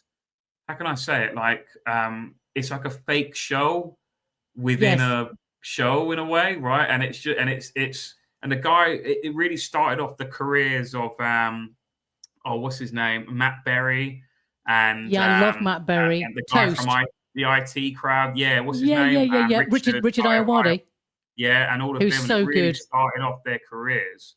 Matt Holness, was it Matt Holmes? Yes, I think it is Matt Holness. Yeah, God, that takes me back. So he's come back and he's written. So basically, the story is that it's a fake horror writer who's really pompous and up his own arse. Yeah, that's just really bad at writing books, but thinks he's the greatest thing ever. Yeah, and he's brought the character back, like like how Steve Coogan brings back Alan Partridge every now and then. Yes, and he's brought back the character, and all he does is he's been touring what seems like about 3 years now. Because I went and saw him, and all it is that he's written a new book, and obviously the book's hilarious, like pretending it's a horror book, but it's really really poorly written horror book. And he just reads it on stage, and everyone's just cracking up. And he's been doing that. That's just, and he's just been touring like that for 3 years. Like he's just non-stop. He just brings out another book every now and then. And I went and saw him a few years ago, and now I'm going to see him again fairly soon as well. I just think it's absolutely hilarious. But I think that's the greatest comedy ever, personally. Like more so than any other classic comedy that's ever. I love it. And just on that note, before I go, Sean, talking about books and reading books, just to remind everyone. Hot Banana is out now. Lulu.com. Lulu. Hot Banana. And that's the back. You can see all the stuff. And there's 280 odd pages. So it's not a slim, I worked my butt off. If I have no arse left, I worked it off that hard. So go and get it. I know people will love it. Oh, crab Have a look at me boo. It's my new boo. In it, we'll find out the truth. The Spice Girls splits. Find the banana splits. Right. Mel B. Where can people buy the book? I'll put the link in. Where can people buy that book? It's lulu.com. I think it's lulu.com/shop. That's quite easy, isn't it, to do that?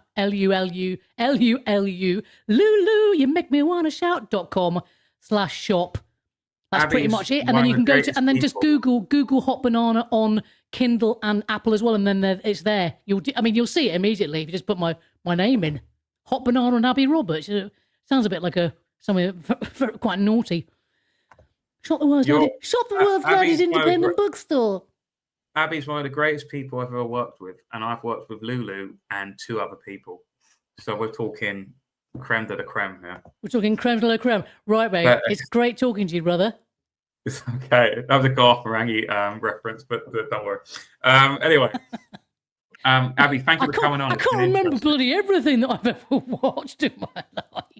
Yeah, well, I'm not on the spectrum. I'm like a mega fan. I'm like a mega fan of Garth. A mega fan. Yeah. All right, babe. Listen, great talking to you, and thanks for having me on, brother. No worries. Take care, Abby. Take care. See you soon. Bye, mate. Bye. Take care. Bye. Bye. Right, that was Abi Roberts, guys, and her new book.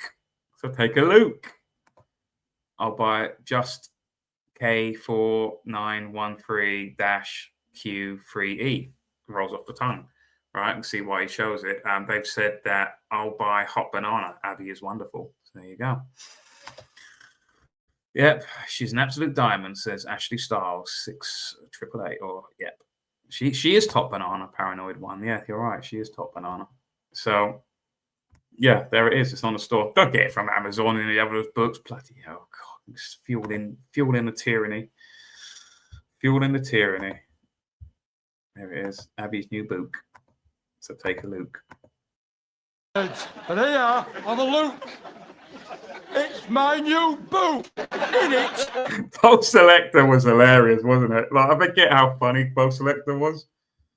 That was really good as well. Not as good as Garth Marenghi's though, but still good. I'm actually in quite a good mood now. When I came on the show, I was in a bit of a piss poor attitude, and it's actually all right. I see Siraj was in the chat there, actual coverage. You wanted me to share this video. What's this? What is this? I haven't actually watched it yet. Let's see. Digital ID. It's the new hot thing. Digital ID. Everyone's talking about it. Only real motivation for digital ID is to have control over people. And, you've seen it in 1984, we've seen it over in China. Surveillance and censorship is the like first a reasonable step man that you want to have a chat with. Being able to just control people in like an authoritative state. But no one will be anonymous. Yeah, true, yeah. No one's outside. Every bonfires night, every 5th of November,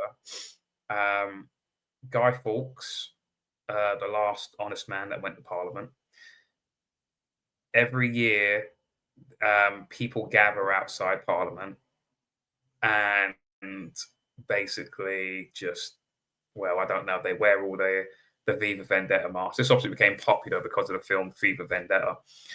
At the end of the film Viva Vendetta, obviously everyone dons these masks and then, I don't know, take over Parliament or wherever the film was, really. Anyway, so that's been going on ever since, and really it's just a giant LARP fest where people just come along and they've seen Viva Vendetta one too many times or whatever, consider it the greatest film ever, and they just do nothing, really. They just gather around, say screw the government, F the government, and then they all go home, I think. I went to it twice ever, and I thought most of the people are basically just kind of, how can I say it? They're kind of incel / cucks that usually go to it. I remember speaking to some of them, and they're very, again, these are people who usually generally think that they're counter-establishment, anti-establishment, but you properly speak to them, they're usually pro-green tyranny in a sense that they're pro-environmentalists, which is a massive talking point of all of the major governments of the world and major government figures of the world. They're always talking about green issues and how we need to bring in green laws and green, and all that's green. It's all about taxation, really. Bringing it. How can we take more money and more liberties from people? We need to take more stuff from them. What, they got cars? Take it away from them, right? That's so they usually, so this is why I don't really have too much faith in these people. These are No, they're not. They're not the boomer mind. They're not the low take eater people, but they're kind of like on the other side of the coin. If you get me? Anyway, like, I'm sure that what this guy is saying is probably true, but they lack the substance to actually do anything about it. But at most, they'll dress up in their Guy Fawkes stuff, turn up in Parliament 5th of November, then go back to, whatever, playing Fortnite or whatever. I don't know. Motivation for digital ID is to have control over people. And, you've seen it in 1984, we've seen it over in China. Surveillance and censorship is the first step to being able to just control people in, like, an authoritative state. But no one will be anonymous. Yeah, true, yeah. No, that's the You should be doing The main thing is to show dissent for the current government, because, 3 million people have signed this signature against digital ID, and yet Keir Starmer still wants to push it. We still have Labour pushing it, saying, hey, you're going to have to either pay it, or, pay it's the thing as well, right? You see, again, I just get really frustrated because these petitions that are going around, and it's last I checked, it was past 3 million. So keep it in mind, people don't know petitions work is if you get 10,000 signatures, you get a response from Parliament. And if you get 100,000 signatures, Parliament may have a committee debate. So they'll go into one of the little rooms in Parliament, and only 18 members of the public are allowed to go into the gallery and watch it. And basically, you will watch a theatre production play in front of you of one guy will be for whatever the issue is, and the other person will be against the issue is. And then you will sit there like Anthony Webber and think that, wow, our democracy is amazing. I made this happen. And then nothing ever gets done about it. And what really petitions are created for is that they're created for a portal so the state, so the government can do something that they want to do. So they'll secretly create the petition, wherever it is, say, we need more environmentalist laws for whatever reason. They'll create it, pretend it was some random member of the public that created it. And then they will check, once that gets to 100,000, which they've no doubt create fake signatures for, in my opinion, is that then they'll cherry pick the ones that they want to debate, make it seem like something's happening, and then they'll act upon it. And then they'll go and speak on BBC News or Good Morning Britain and gone, well, there was this petition that went around and it got 200,000 signatures. So we now go, that gives us a mandate to pass a law now. And that's what it really is. People like Anthony Webber, boomers, they think that a petition is a portal, a device given graciously by the state so people can air their grievances or whatever. And it's just another example of a shining liberal democracy that we live in. And it's not at all, it's a total lie. So that's got 3 million signatures, the digital ID one. And I can guarantee you absolutely nothing will happen. Do you remember when Keir Starmer was told, how many millions did that get to? Remember about a year ago? Was it less? Yeah, about a year ago, where it got something like, was it 9 million signatures or something like that? That Keir Starmer, there needs to be another general election, blah, blah, blah, and all of this. And then Keir Starmer just went on Good Morning Britain or whatever show it was and just went, we don't need to. There's no mandate. There's no kind of authority that petitions have. They're nothing. They have no binding manner to them whatsoever. So we can just, whatever, don't care. They've got 100 million signatures. Has no legal effect upon us. And he just dismissed it there and there on live TV. And that was the end of it. And I said at that time, that's it. That's absolute guarantee that these petitions do nothing. But people still go and sign the petitions and all of this and think that something's happening. But it shows that we're putting pressure on the government. The government do not care. They are not interested in these particular issues. They have an agenda, and all government it's just a person that is put in charge to carry out the agenda of the state or the world globalist plan. That's it. That's all it is. They're just a manager of, right, here's your job, Keir Starmer. Here's your job, Boris Johnson. Your job is to implement the agenda from the state. That's it.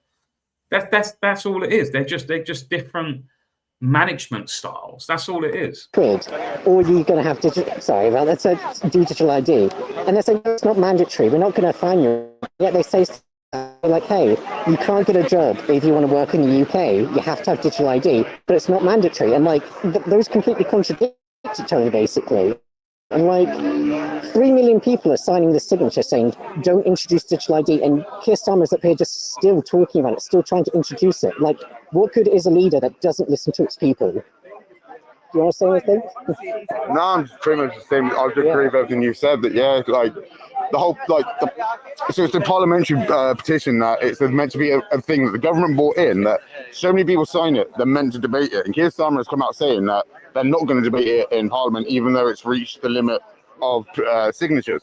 So that's just like straight up ignoring the electorate, ignoring the people that voted him in, and almost to a point tyranny. So yeah, I just fully agree with everything you said, really. Well, Nigel Farage actually said he's going to oppose it. Not that I support reform. I'm more of a Green and your party person myself. But Farage said, like, hey, first thing I'm going to do is turn off digital ID. So there's that, I guess. I think a lot of us do want to be against it because the only real motivation for digital ID is to have control over people. And we've seen it in 1984, we've seen it over in China. Surveillance and censorship is the first step to being able to just control people and like an authoritative state. But no one will be anonymous. Yeah, true, yeah. No one's That's the point. That's the aim. You have to remember, Tony Blair tried to put this in. Was it 2002, 2003? I've seen a video of Tony Blair. He's actually like part of the company that stands to make a lot of money off of this. So Tony Blair's all for it. His son's company, yeah, exactly, is going to implement everything. So yeah, Tony Blair currently does stand to make a load of money if this actually goes ahead. So of course he's going to be all for it, which I think is potentially one of the main driving factors for Keir Starmer doing it, because at the end of the day, Starmer is more of a Blairite than say obviously the previous leader Jeremy Corbyn was. When you said earlier about like other parties doing it, as far as I see, I think Reform do it. As much as I don't want to give Reform, clearance, because I don't. But as far as I can see, they're against it as well. But then it's a whole thing of. Reform get elected, they want to give tax credits to obviously the mega wealthy, and Nigel Farage actually works for a company that helps millionaires hide their funds. So all these like working class people that think Reform are the party for them, when Nigel Farage works for a company that helps millions hide their tax. There's going to be the great twist on this, right? So Farage has said quite clearly that he is against digital ID. If Farage becomes the next prime minister, right? You know what the twist will be? This is like when Trump said, I'm the president of peace, never started a new war, all of this, right? And then within the first few months of his presidency, he's bombing Iran, something that's never been done, right, before by America, right? He's bombing Iran, right? That's like the great twist, right? The great twist with this is that if Farage gets in, I won't be shocked. I'm not saying that he will, but I won't be shocked if he introduces digital ID. That to me will basically again prove that this state, this whole idea of a Western democracy that we live in is a total illusion. Totally. Oh, I was watching Rise Above the other day. I don't know if you know Rise Above, guys, and they were talking about the Chinese social credit score and all that. And there was a guy that called in. They had a call-in show, and one of the guys one of the viewers that called in, like, he's married to a Chinese woman, and one of the provinces in China where supposedly this digital Chinese social credit score is, he called up and said, yeah, I go to that province and because I'm married to a Chinese woman, and we go to their parents' house, and I told them about the Chinese credit in the province that apparently has this social credit score, and they have no idea what they're talking about. As in to say that there is no Chinese social credit score in this particular province. They don't know what the guy tried to explain to them that through obviously his wife, interpreting, like, the Chinese, what do you think of the Chinese credit score? They don't know what he's talking about. I think a lot of this stuff now is just Western propaganda. Now, I'm not saying that, oh yeah, I'm all favor of the Chinese Communist Party and all of that, but I think a lot of it is basically Oceania versus Eurasia stuff, again from 1984. And there's in to say that the propaganda from both sides are just all lies. And in the 1984 novel, it's kind of revealed that the actual bombings that are occurring on Airstrip 1 are actually being done by the Big Brother government, i.e. their own government. Like how, when I had David Clues on the show last week, I was saying that all of these stabbings, and there's been more since as well, as I said there would be, because they're ramping up the civil war thing, is that I believe that the state, the UK state, is purposely releasing these dangerous criminals onto the public, because apparently, again, they just we've accidentally let this dangerous, violent criminal on the streets. And I think they're doing this on purpose. They're facilitating these attacks to occur. Because I just can't believe that all of this is happening consecutively. And also, none of these attackers have any motive. They've just, for some strange reason, they've just gotten up one day and they've just gone, hey, I'm just going to go on a stabbing spree. I just don't believe it. I'm sorry, I don't believe. Oh, well, some of them are mad. Some of them, like David was saying, it's mathematical pride. No, I'm sorry, I don't believe it. I think that something is very dodgy about this.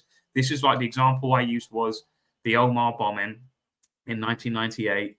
Is that MI6 had successfully installed a MI6 agent at the top brass of the real IRA, and they knew that the real IRA was planning to bomb, plans to release to let that bomb explode, and MI6 allowed it to occur, which killed a few people. So the UK state allowed a bomb to go off in their territory in order to facilitate a greater agenda, that being we need more security, we need more tougher laws. This is where the whole the UK press card comes from. It was introduced into the 90s, the UK press card. Before, if you were a journalist, you didn't need a UK press card, and the excuse they used was that it's because of the IRA. So now we need state-approved journalists. The state gets to determine who is a journalist and who isn't a journalist, which totally eliminates the whole fundamental idea of freedom of the press, as in the state doesn't get to determine who a journalist is, but now we have UK press cards. So if they're willing to do the Omar bombing less than 30 years ago, was that 25 years ago, 24 years ago? But if they were willing to do that, and where people died, if they were willing to do that 24 years ago, then is it so unbelievable that they would allow dangerous criminals out purposely? Maybe do something to them whilst in prison. I don't know. Some sort of, people talk about MK Ultra and all this sort of stuff. I don't know. I mean, I saw like a recent documentary. So you watch it on YouTube about people who have seen the film The Men Who Stare at Goats, and that's actually based on a true story, unbelievably. Obviously, where the US government were spending taxpayers' money on basically trying to create psychic soldiers where they can walk through walls, they can stare at goats and just kill them instantly. Like they're actually, but MK Ultra, the Guantanamo Bay, is basically essentially a laboratory. So anyone that's sent to Guantanamo Bay is basically used as guinea pigs for their psychotic, insane test ideas that they have. The US military.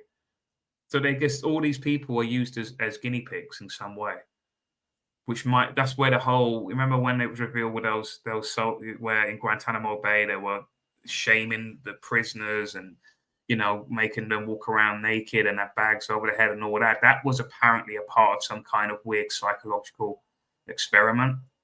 That's never really been truly understood why they did it.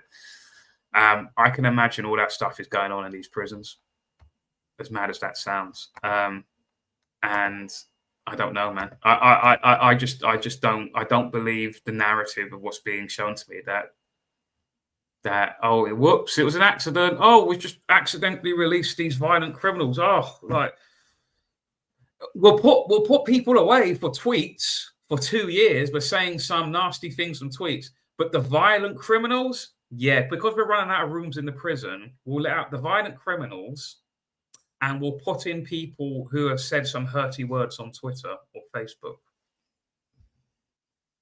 It's just whoops. No, I don't believe it. I'm sorry. I do not believe it. And then Nigel Farage is going to bring in extra tax cuts for all his friends, and they just refuse to listen to it. The only thing that reform voters like actually think is the second reform get elected, the next day all the migrants will be kicked out. Like, that's not going to happen at all. And go look at other reform policies beyond. That ain't going to happen. That is a fairy tale stuff. People think of like, oh, remigration. It ain't going to happen. That is a fairy tale story. Because really think about that. Really think about how that would actually work. And the best example I've seen, because this is the reality of it. What you'll get is Children of Men, Bexhill-on-Sea, right? Is that to get that kind of place where they're remigrating people and all of this, is that you will have to go through a Bexhill-on-Sea kind of scenario where basically you will have to turn towns or whatever into basically like Escape from New York. You have to turn the whole city into basically a prison, a migrant camp, until they can be reshipped. Because the manpower, think about it, the manpower of having to repatriate people, how that's going to happen.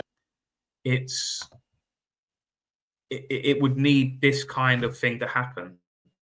And I don't want my country becoming like this.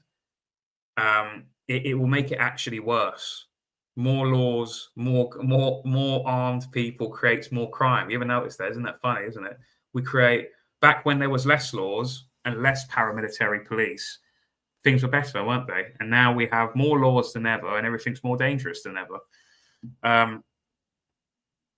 So we keep, so it's yeah, that's, I mean, you know what, it might happen. I could possibly see this becoming a reality, but it won't do what's said on the tin. It won't just simply magically just transport people out.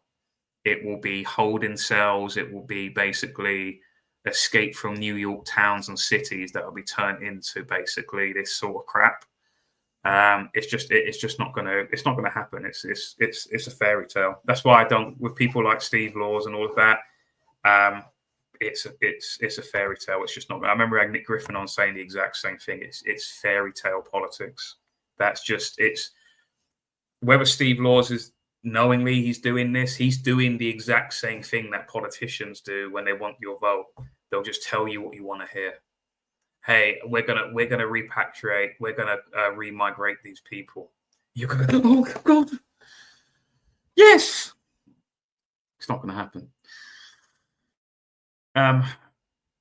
Anyway, what's it? Before I go, I'm gonna head off now. Where is it?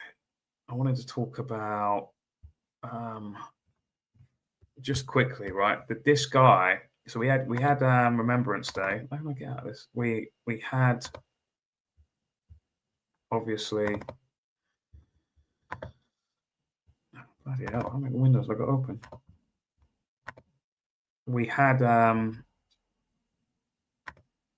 obviously November, and obviously this happened after I was on air. I just wanted to give my 2 thoughts on it. That this veteran here is an absolute legend for saying what he said. He went on Good Morning Britain. He probably had no idea what he was going to say. I said, it's, you know the phrase, all wars are bankers' wars? You hear that all the time, all wars are bankers' wars. And they say, what? And what ethnicity are usually associated with bankers? That's, you know, think about like the pro-Palestine March people and the pro-Jeremy Corbyn people, is that they never say what they really want to say, and they always kind of dilute it, don't they? Well, oh, all wars are bankers' wars. No, and I was thinking, all wars are bankers' wars. And I was like thinking, what who are known to be bankers? But that's what they mean, probably, isn't it? Yeah, but they just don't want to. They don't want to go that far. We need to move. I said to them, we need to move away from this World War One and Two porn. It has stagnated our Western society, and despite tens of millions of our own people being sacrificed, the number people really remember is 6 million, again, from a certain ethnic group, again, highlighting how the narrative of World War II is controlled. This guy, when he went on that and just said, it really isn't worth it, it isn't. And you will get people say that multiculturalism, which again, if you trace to where that comes from, the whole Kalergi plan, Richard Kalergi, all of these people who said that, is that they're usually at least Zionistic people. You understand that multiculturalism, as much as people like Sadiq Khan will say, oh yeah, it's a great thing, is that multiculturalism isn't designed to work. Once people realize that, it's not designed to be what how can I say it, that sort of regressive NPCs would say, is that everyone's just meant to get together and live in harmony and everything's going to be wonderful. That's not what multiculturalism is designed to do. If you understand the whole Kalergi plan thing, is that it's designed to actually cause chaos within countries. And then because these countries are then in chaos, everyone's fighting each other, and they don't have their sights set on the correct kind of how can I say it, the correct kind of path in a way, because we're all too busy fighting each other. And that's why I did used to like the whole lockdown march, just because it just kind of suspended all of that, and people started to like get along. Yeah, again, I'm not one of these kind of hippie kind of people, but there was an understanding that yes, we're all different, but we have a united goal, and it sort of suspended all of the normal BS that that whether it was Black Lives Matter, whether it was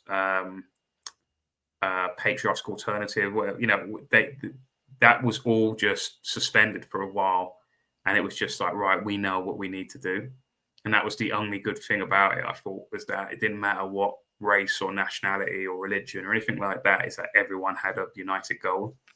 And I think that needs to happen again, and go, look, we know we have differences. There's going to be no repatriation. Even when Nick Griffin came on, he doesn't even want that. But there does need to be a conversation and an understanding. Do you know what I mean? Like, yeah, you can stay in the country and all that and all of this. There's no issue with that. You have these parts, whatever, and we have our parts and all, but there's none of this, forced integration, because that's just going to cause conflict. It's a good idea, but like sort of the communist ideal is that it works on paper, but it doesn't work out in reality. So did he realize he was fighting for the bankers? No, this guy generally probably was suckered into it. Again, I saw a picture where he was serving. Obviously, this guy's near 100 years old. He was obviously a very young man when he served in the actual conflict.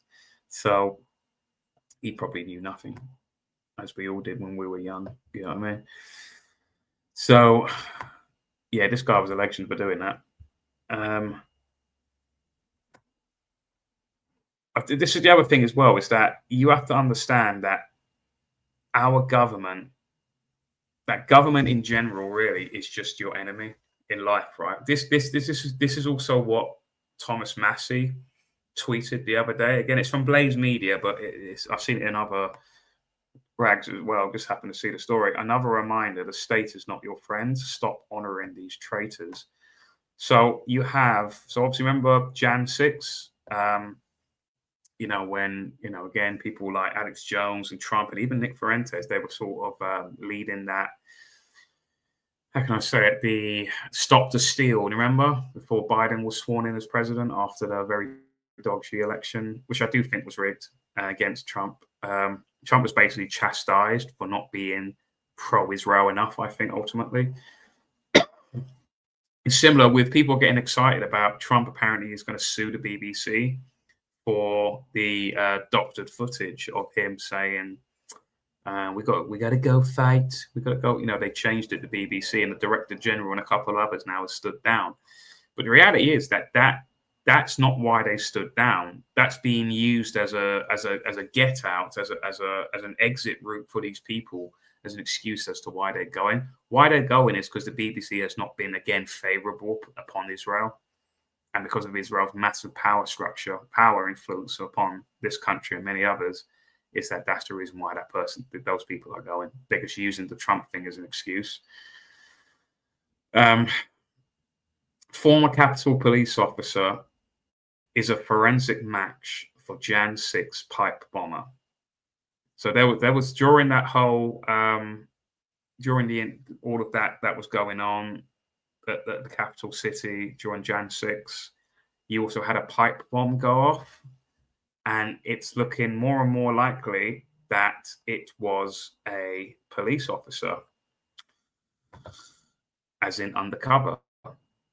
And this is why I say we stop saying that there are good coppers and all of this. These people you have to automatically see as your enemy.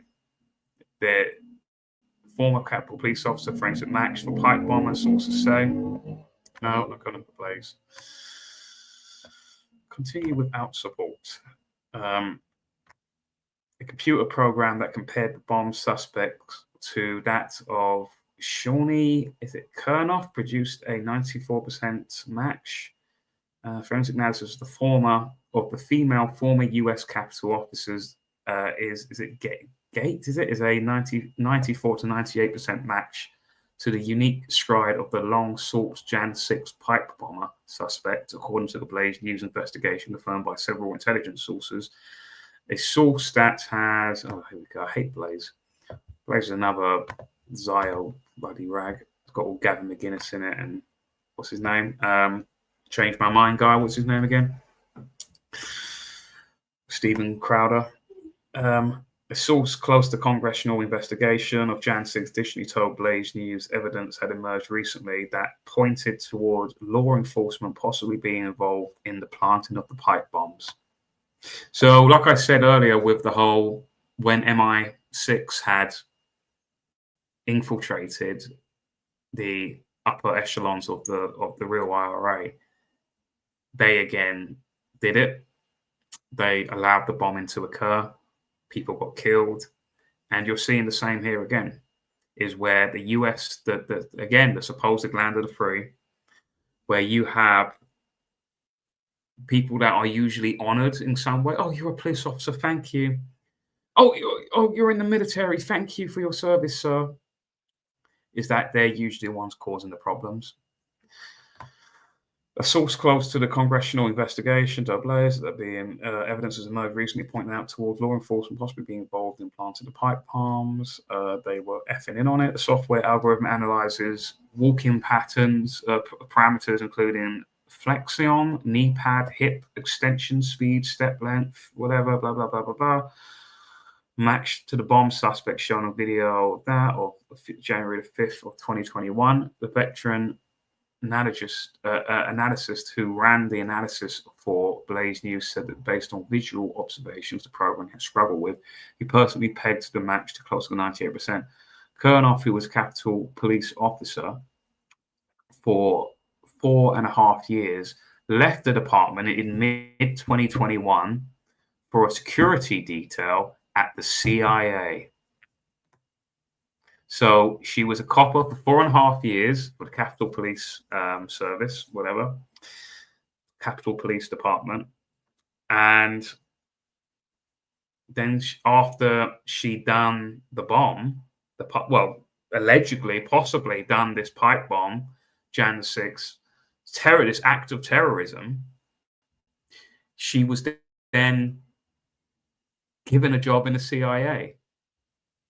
It's almost as if perhaps the CIA visited her and said, hey, if you do this for us, we'll give you a job in the CIA. Yeah, this will also fuels the whole Charlie Kirk thing about Tyler Robinson that they say that this guy was actually recruited by the CIA, and basically his kind of test assignment.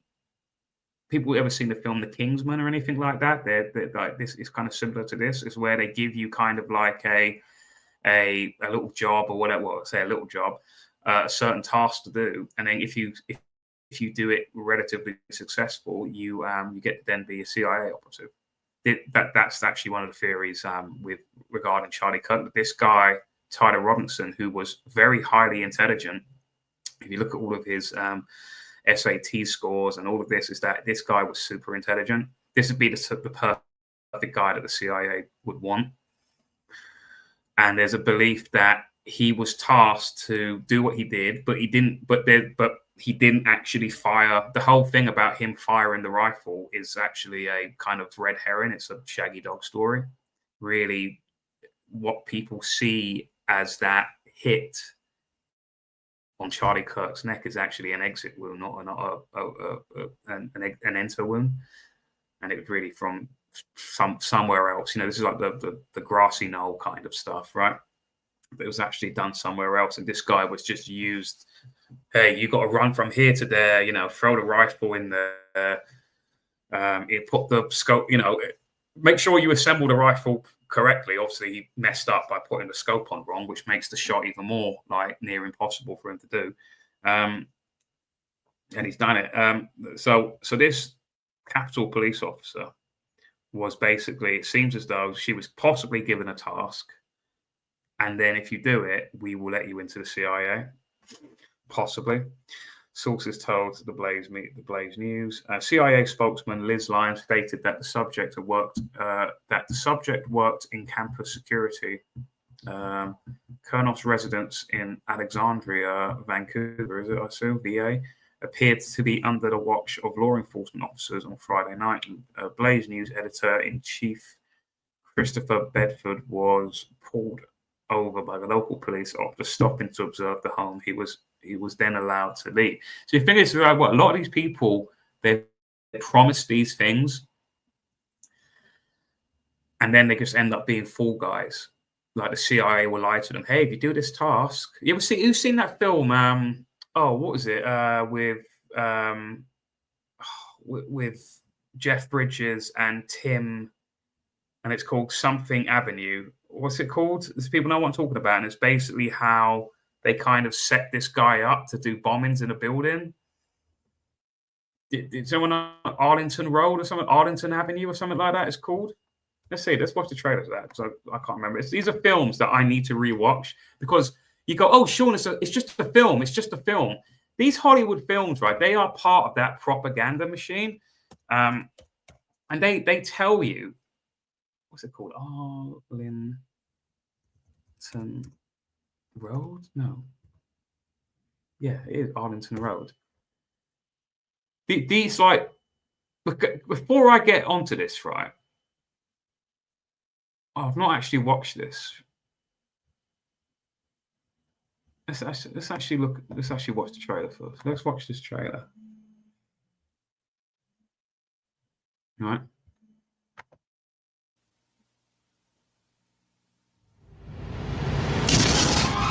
In an instant, they were gone forever. More and more of us are joining the ranks of a resistance. Average, normal, educated people. Brad, it's dinner time. Brady invited him over for dinner. Having a 10-year-old now. Cheryl, this is Brooke. Hi. Brooke, Cheryl. It's really nice to meet you too. What kind of work do you do? I'm a structural engineer. He had this blueprint. It was an office building. It's taking forever. I already told me it was a mall. Why don't you lie? I've got a possible name change. The death certificate, what does it say? He's changed his name. To the name of a person who died the day before? Yeah, why? You do it to hide the person you were. Hi, neighbor. His name is Oliver Lang. I didn't know you taught a course in terrorism. I know that's a pretty frightening subject. It deals with extremist groups. Seems they got one everywhere. You know what's funny about it? I'm just going to ruin the ending to it. Is that obviously the film portrays this guy as like as a psycho terrorist guy that must have found out that Jeff Bridges is doing these lectures at the university about the psychology of terrorists, right? And that's what the film portrays. And then this nutcase, Tim Robbins, what's his name? About where he lives, and it's basically it's like a stalker thing. The twist at the end is that this guy was actually CIA. This psycho terrorist is actually a CIA agent or something like that, or an FBI. Because the CIA are just full of psychos, like Mossad. Remember then I showed a Mossad on the 60-minute interview where they got a Mossad agent on. He had a hilariously a balaclava on, and they had changed his voice to hide his voice. And he's just the Mossad agent is just talking like an absolute psycho, just saying that, yeah, we exploded those pages. We even exploded them at the funeral for these people that we killed, just to send another warning to them. They're psychos. So the Hollywood machine, it is all part of that. It's all one kind of blob in a way. Like the intelligence services are connected with Hollywood is just a propaganda machine. And they will sometimes tell you, oh, yeah, we did this. This is like the whole thing with like even the moon landings. When I think 8 years after, in 1969, they released a film called Capricorn 1. And it basically just told you how they did it. But the only difference is that in the film, they're going to Mars, not the moon. But it's the exact same sort of story. So there's all of that. There's all.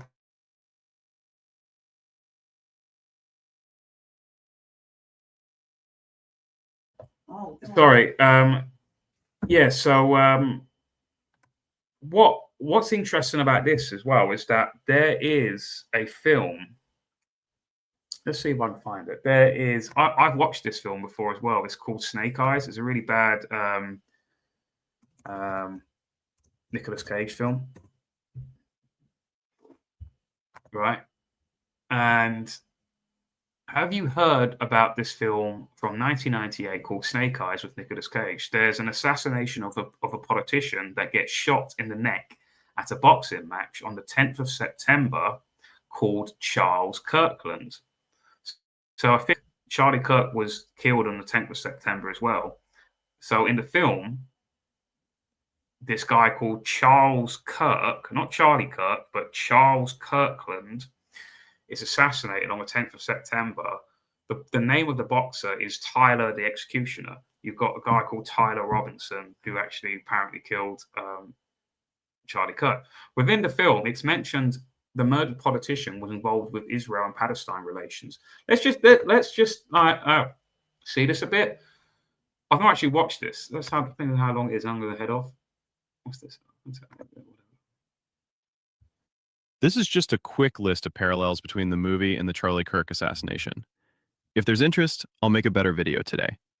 Watch the whole thing, because there's one thing nobody else is mentioning at the moment. Following a significant news event that dominated headlines, social media users have begun drawing connections between real-world circumstances and a 1998 political thriller starring Nicolas Cage.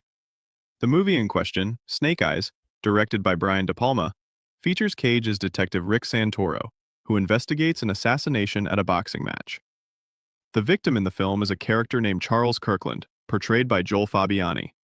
Social media platforms, particularly X, formerly Twitter, have seen an uptick in posts highlighting perceived similarities between the film's plot and recent events.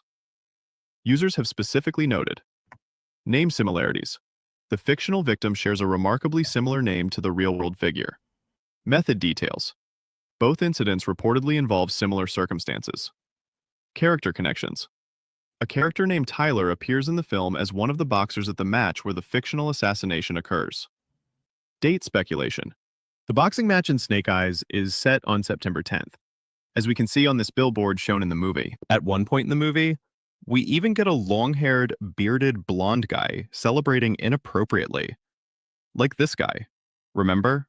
Even more bizarre, users have identified identical hand gestures, a distinctive downward-facing triangle formed with fingertips touching, appearing in the film, in photos of Kirk, and even in images of Donald Trump during various public appearances. As more people dive into frame-by-frame analysis of the 24-year-old film, the list of parallels continues to grow. Now, is The Truman Show is about Truman. I'm going to play devil's advocate here. Is it simply that obviously Hollywood has produced so many films throughout its existence that the laws of probability is that it will produce a film at some point where it will have connotations to the real life assassination of Charlie Kirk, just because there's obviously been millions and millions and millions of films that Hollywood have produced probably at this point. And it's just by the laws of probability that there will be a film created where, and this is like the whole, what is it? Give 100 monkeys a typewriter till the end of time, and they will eventually produce the works of Shakespeare. Is it that, or is Israel-controlled Hollywood signaling something here that this is that little wink and a smile? Yeah, this is what we did. You know, is it that? I don't know. I honestly don't know. But this is why I'm saying the whole point where I've sort of gone on to that thing is that these the state operatives, where it was fact that the Omar bombing was allowed to occur by MI6, by the UK state, it's killed people. And there's probably other examples I can't think off the top of my head that have occurred as well. I'm sure people in the chat will remind me that have occurred, and they just allowed it to happen. And now with this Jan 6 thing, that is possibly going to be revealed that it was actually the state, a member of the state security services, whether that be the police or the CIA, allowed it to occur. That will probably eventually come out too. So back to the Serenity says, Back to the Future, coincidences, and 9/11. I don't know that. I don't know about that. But anyway, guys, I'm going to head off. I've actually gone over a lot more longer than I thought. Thank you all for watching. Please do subscribe to Unprecedented TV on X and YouTube, and also my own personal Delivering Liberty YouTube channel, where I do produce independent content. So, yeah, Stanley Kubrick. Yeah, I think I personally think you properly look into the whole Stanley Kubrick thing. I do genuinely believe that he was killed for revealing too much, and purposely his last film, Eyes Wide Shut, was purposely then made into a really crap film by Hollywood movie producers, so it would just be kind of never remembered, because it's a really boring film, Eyes Wide Shut. There's too many unnecessary shots. Like there's a whole 2 minutes of Tom Cruise just walking down a hallway, can easily be cut. You only need like a few seconds of that. You don't need literally 2 minutes of that. You're just walking down a long corridor. It's pointless. So they've purposely, and they cut out what they have cut. So they kept crap in, and the stuff that they have cut out, which was a more longer extended scene of the Freemasonry sex party weird thing going on, that apparently was cut by 28 minutes.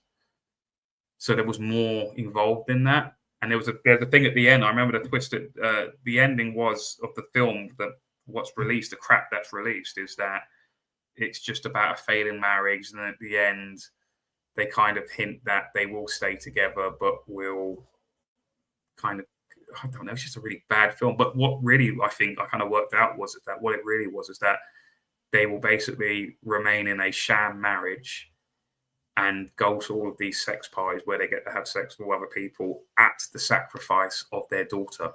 So they will sacrifice their daughter in order to, because in the film, Tom Cruise gets involved with these shady people at that party of question. It's all to do with that. But the release, it focuses less on that and just focuses on a failing, boring marriage between Kidman and Tom Cruise. But really what they did in the end was they sacrificed their daughter in order to keep their sham marriage alive and join the club, basically. Because you see these two creepy old men take away the daughter at the end in the background of the film.